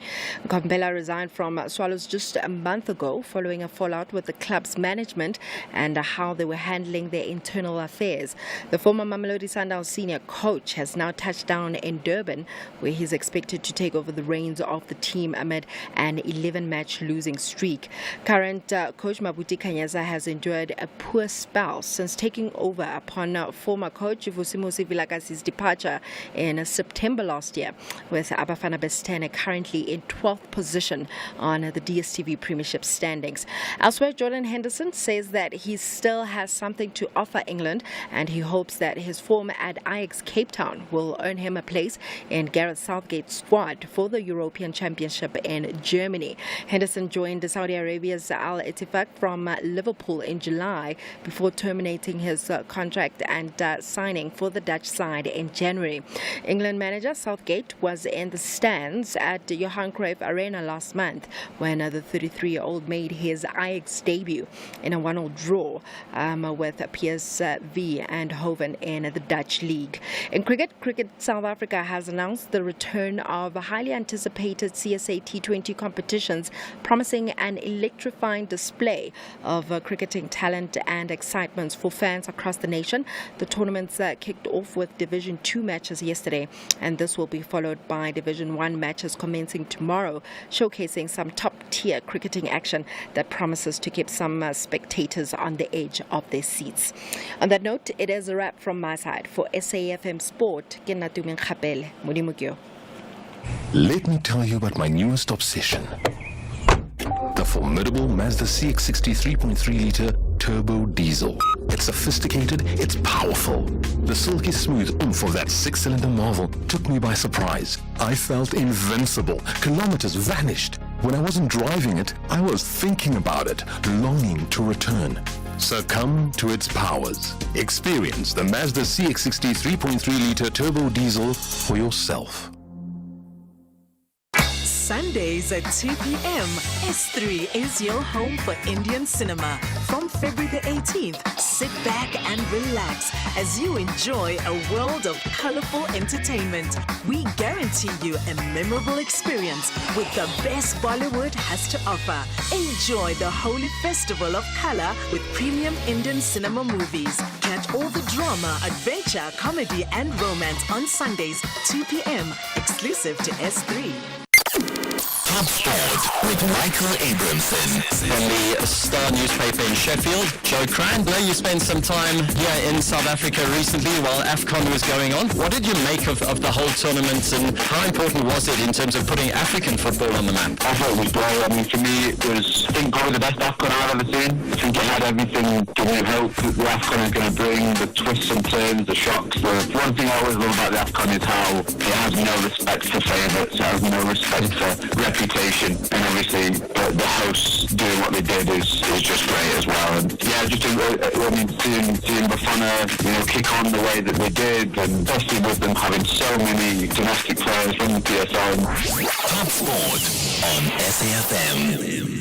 21 minutes now before 6 o'clock. There are new and exciting moves for the SABC Familiar. From the 4th of March, the life-changing game show Deal or No Deal with Katlego Mabue officially moves to SABC2. So weekdays at 6:30 p.m., it's where you belong. You are listening to Aldrin Sampear on SAFM. So we continue the interview focusing on the election manifesto economic proposal by the Freedom Front Plus. We're in conversation with Wouter Wessels, who is the head of the economic... Okay, we're going to... Oh, sorry. Oh, apologies, Jimmy. Just wanted to go back to discussing the economic manifestos. So Jimmy Moya is joining us on the line with a MoneyWeb market update. Jimmy, good evening. Welcome to the show. How am I supposed to say happy birthday if you won't I'm even so talk to me? sorry. I'm so sorry. I sent you a message. Now we must fight on air and make it awkward. Thank you so Happy much for birthday. the message. Thank Happy you so much. birthday, Appreciate sir. it. Welcome to your all gold year. We wish you all of the very best. And obviously, we know that this is the first of many, many years to come. Yeah. But from the team on this side, very, very happy and very blessed day. And not just from us, apparently from the Rand as well. So your birthday Ooh. comes and the Rand gets to 18 Rand 70. It's a good day, hey? It's clearly a Wow, the very good day. Randelas are performing. There we go. In an election year, even. And on the show, we're going to be taking a look at Sanlam results. They also had a good set of performance numbers that they put out. We're going to speak to their chief financial officer and see what we make of those numbers. We're also going to speak to the founder of Sound Money Capital around Bitcoin ETFs. They've been all the rage. They've been all the craze. The Bitcoin price almost touched $70,000 this week. So we're just going to look at ETFs and what this means for decentralization and all of those things as well now. And then we're going to reflect on the Moody's upgrade to the South African banks. So they downgraded the city of eThekwini, but they did upgrade the banks, and the financial services companies in South Africa would stand to benefit from such an upgrade. And then because it is a Thursday, we are going to take a look at our SME of the week, and today's SME is a company by the name of Everything.Insure, and as the name suggests, they insure everything. So we're going to speak to their founder and figure out what's happening with that business and how we get hold of them. But as I said, markets are celebrating your birthday, as we all are, and Henko Creer has been keeping an eye on those markets for us. He joins me now to give us a quick summary of how they have performed. Good afternoon, Henko. Thanks as always for keeping an eye on the markets. The Rand and everything else, having a good day. Absolutely, Jimmy. Good evening to you and to Aldrin. Good evening to all the listeners.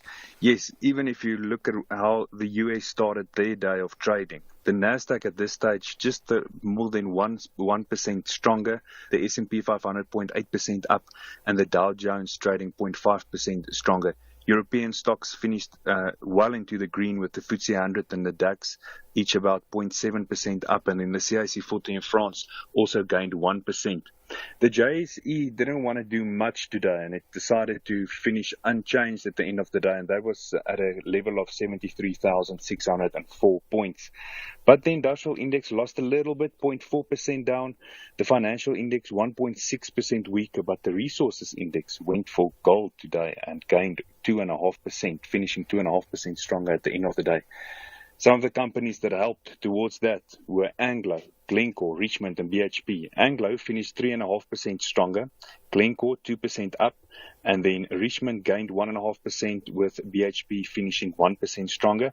But the two banks, Standard Bank and FirstRand, didn't have a great day. Standard Bank lost 1% today, and FirstRand finished 3% weaker.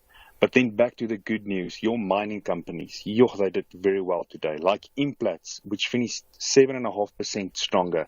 Northam gained 5.5%. Sibanye-Stillwater, 4.5% up. And then there was ARM as well as Amplats, those two 4% stronger, followed by Anglo Gold and Harmony, each gaining 2.5% at the end of the day.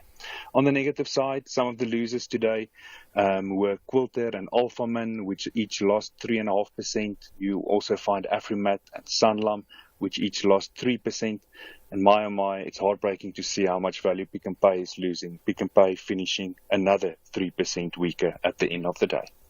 Then in the commodities market, the price of gold at its highest level ever, now trading at $2,160 an ounce. Silver is trading at $24.30, platinum $920, and palladium at $1,030. The price of Brent crude is now sitting at $82.50 a barrel. And like you said, Jimmy, the Rand looking a lot better today. Currently trading at 18 Rand 75 to the US dollar, 23 Rand 95 to the pound, 20 Rand 50 to the euro, and 12 Rand 40 to the Australian dollar. Bitcoin still maintaining its level of around about $67,000, and that is 1.3 million Rand for a whole Bitcoin. And Aldrin, you couldn't have asked for better market news than that today on your birthday. Happy birthday. Thank you so much. Thank you very much for that update, Henku. And Aldrin will respond in a second or two because he is here. I will be back just after 6 with the latest in the stories that we will be covering, as well as a wrap of the markets. But for now, Aldrin, Dumi and team, it's back to you. Thank you so much. Jimmy's back again just after 6 o'clock. And Hangood, thank you so much for the birthday wishes as well. 0614-104107. You can drop us an X at Aldrin Sampear, and our studio line is 086-000-2032. We continue our conversation with Voter Wessels, who is the head of elections at the Freedom Front Plus, as we continue with the interview focusing on the Freedom Front Plus's economic proposals. We're also taking your calls and your comments on 086-000-2032, voice notes on 0614-104107, and you can drop me an X at Aldrin Sampear. You are listening to Aldrin Sampear on SAFM. Okay, Voter, just your response to what Lebogang was asking about. What is the plan around energy security, and also Pumzile not satisfied with the answers that you gave earlier on around the land distribution? Thank you. Firstly, Aldrin, we also take the opportunity to wish you a happy birthday. I wasn't aware. Thank you. But on behalf of the Freedom Front Plus, I do want to wish you a happy birthday, and may there be many, many more. And I hope after your show you'll have a good evening and a good celebration. Thank you so much, But with regards to Lebogang's question, energy is very, very important, and no economy can grow without reliable electricity supply. So we need to, in the short term, restore Eskom.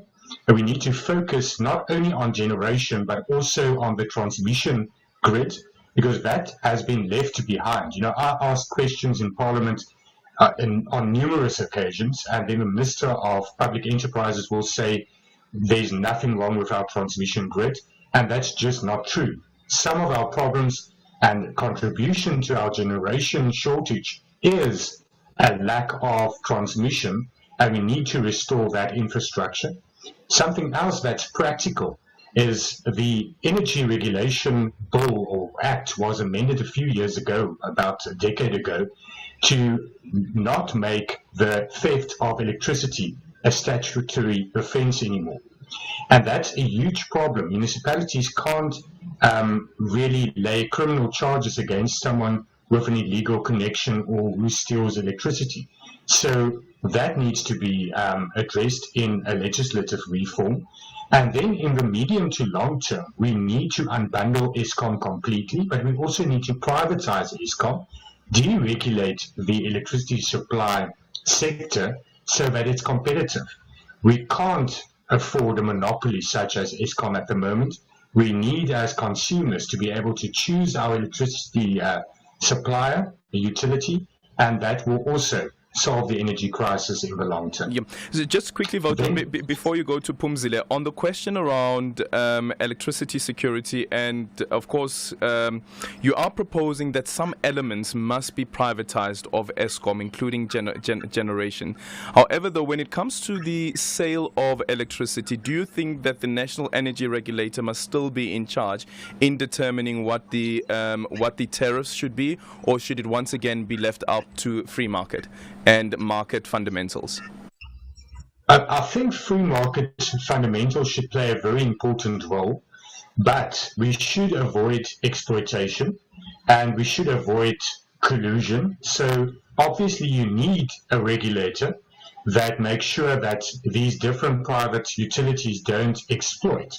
But you will also still need to subsidize people that cannot afford electricity, and that should be done with a type of partnership, public-private partnership, so that those individuals that cannot afford electricity do as they currently receive an amount of kilowatt per hour free per month.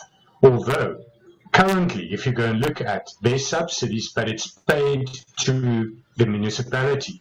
And if you go and look in reality, those equitable share that's supposed to subsidize indigent people with regards to electricity and water is not being utilized for that. So we say rather subsidize the individual so that he gets a coupon or a voucher, and he can then use that at a private utility and pay for his electricity and receive it in that way. Okay, and then Pumzile?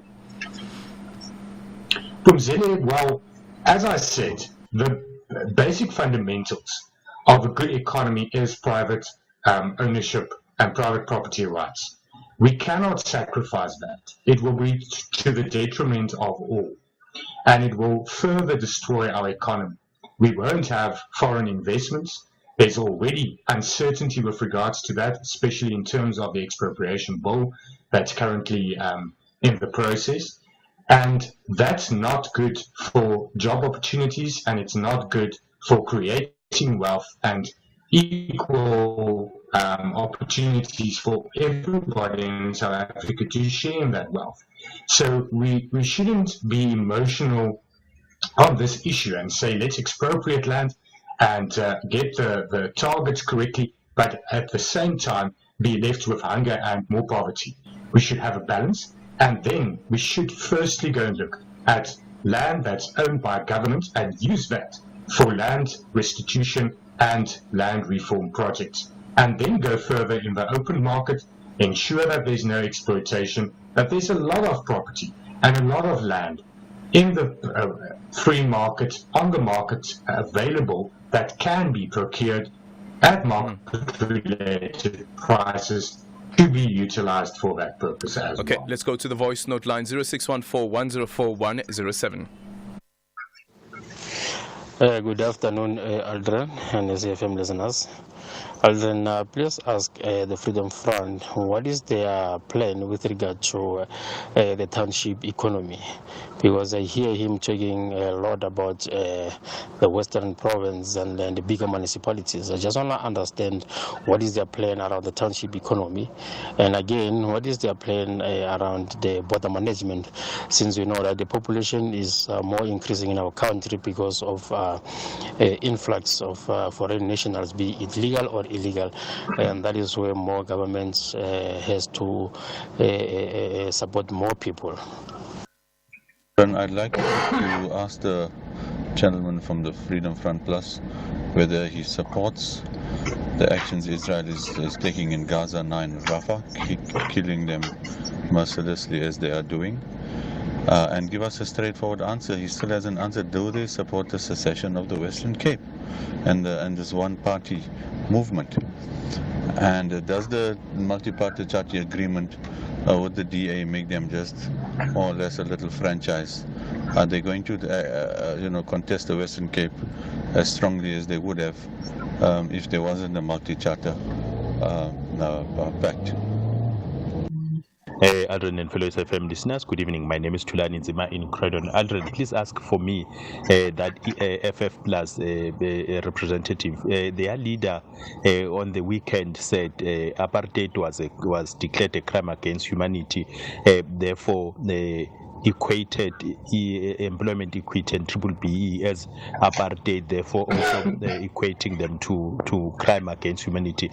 One question: when are they going to, as FF Plus, going to help black people in order to sue the racist architects, probably their grandfathers, for economic reasons that were suffered because of apartheid, as they are doing now with their solidarity and others taking triple BE and so many other progressive laws to international courts? Thank you. Okay, and there is one last question here. How will they combat the negative impacts of our failing education system on the economy as a whole? Voter, unfortunately, because we're running out of time, I'm going to ask you to be as brief as possible, but still impactful in your answer. I'm going to try my best. Firstly, with regards to the township economy, it's very important that we restore and firstly get regulation, clarity and certainty, because there's a lot of needless regulations. And that's why we say to get those small businesses, especially in townships, going, we need to deregulate and we need policy certainty. So that's very important, especially in our rural municipalities, and we need to get those economies going because we can't grow the economy if we don't really have a system and structural reforms that make it possible for especially small businesses to do business. Then with regards to, if I heard correctly, Gaza, we say a two-state solution is the best, and no war is ever correct, and there's victims on both sides, and there's a lot of inhumane activity going on there, and war can never be praised in any or condoned in any sense. With regards to the Western Cape, as I said previously, we support the devolution of power and autonomy for communities to make their own decisions and to be in control of their futures. The multi-party charter is a pre-election agreement. It is not something that we are contesting as one entity. We are different political parties with different policies and manifestos. The electorate can choose the party that they agree with the most, but the pre-election agreement makes it easier after the election because you only have 14 days to conclude a coalition agreement. And we saw it with local government that it's very, very difficult if there's nothing in place.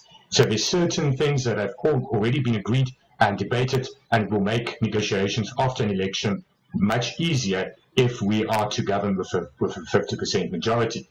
New apartheid, the fact of the matter is that affirmative action and black economic empowerment are not progressive. It's exactly the same. It uses skin color as a determining factor. If we want a new dispensation, free from the past, we need to think new as well. And we need to acknowledge that a lot of people were left behind because of apartheid, but then we should not make the same mistakes. We should have skills transfers, we should have better education, and that brings me to education. We need to promote community-based education, where there's also mother tongue education, and where there's a good quality of education. But I think that's all I have time for, Aldrin.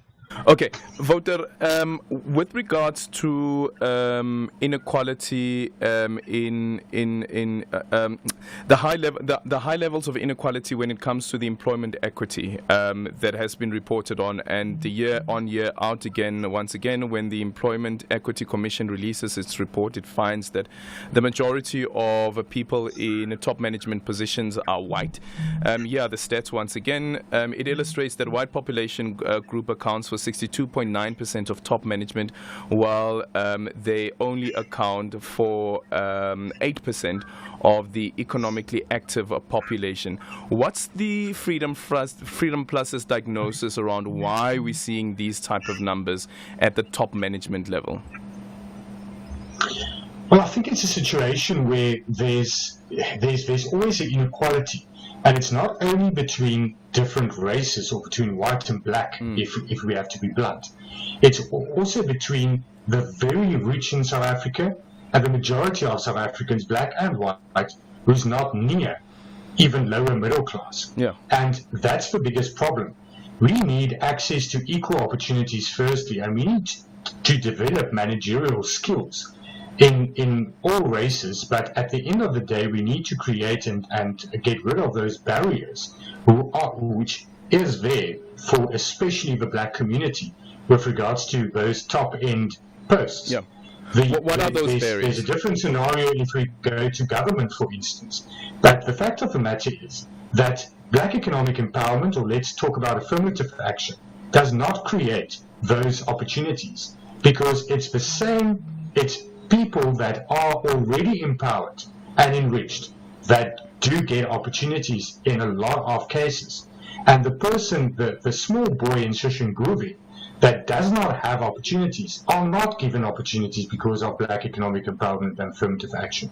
It created a new apartheid between the politically connected elite and the majority of ordinary South Africans. But speaking about private companies, what would the hurdles be here? Because this is a reflection of mostly what happens in private companies. When it comes to the state, there has been some reform at top management level, but when it comes to private companies, it's very slow around transformation at a top level. Once again, the economically active population amongst black people account for 80%. Economically active population amongst white people accounts for 8%. Yet at the top managerial position, 62.9% are white people. What are the hurdles in private corporate entities? Well, there's a very small number of those positions available currently because of our very limited economy as well. So we need more opportunities, obviously. And yes, you can't and you shouldn't prescribe to a private business to have to employ a certain individual just because of race, because then that person is just there because of his skin color. But obviously we have talent across races, across communities, and that needs to be developed. But we need more opportunities. We need to make the cake of South Africa's economy bigger so that there's more opportunities for everybody to share in, and so that that gap between the ultra rich and the ordinary South African becomes lesser. And that is what economic growth will do. If we don't get economic growth because of the limitations that the ANC policies are currently, impediments that the ANC policies are currently providing, then we won't ever get those opportunities for every South African. Okay, thank you so much for your time. Wouter Wessels is the head of elections at the Freedom Front Plus. And with that said, we've come to the end of our voyage. Thank you so much for choosing Flight SAFM BTH 326 with me, Aldrin Sampear. Today, we leave you with the words of O.G. Mandino, who once said, "You can't conquer reality by running away from it." And Mpo is reading our credits this evening. Hi, thanks for listening to the show. To the team, Sia, Vusani, Temba, Kanya, and Tumi. To our host, Aldrin Sampear. Happy birthday! Happy birthday, Aldrin! We love you!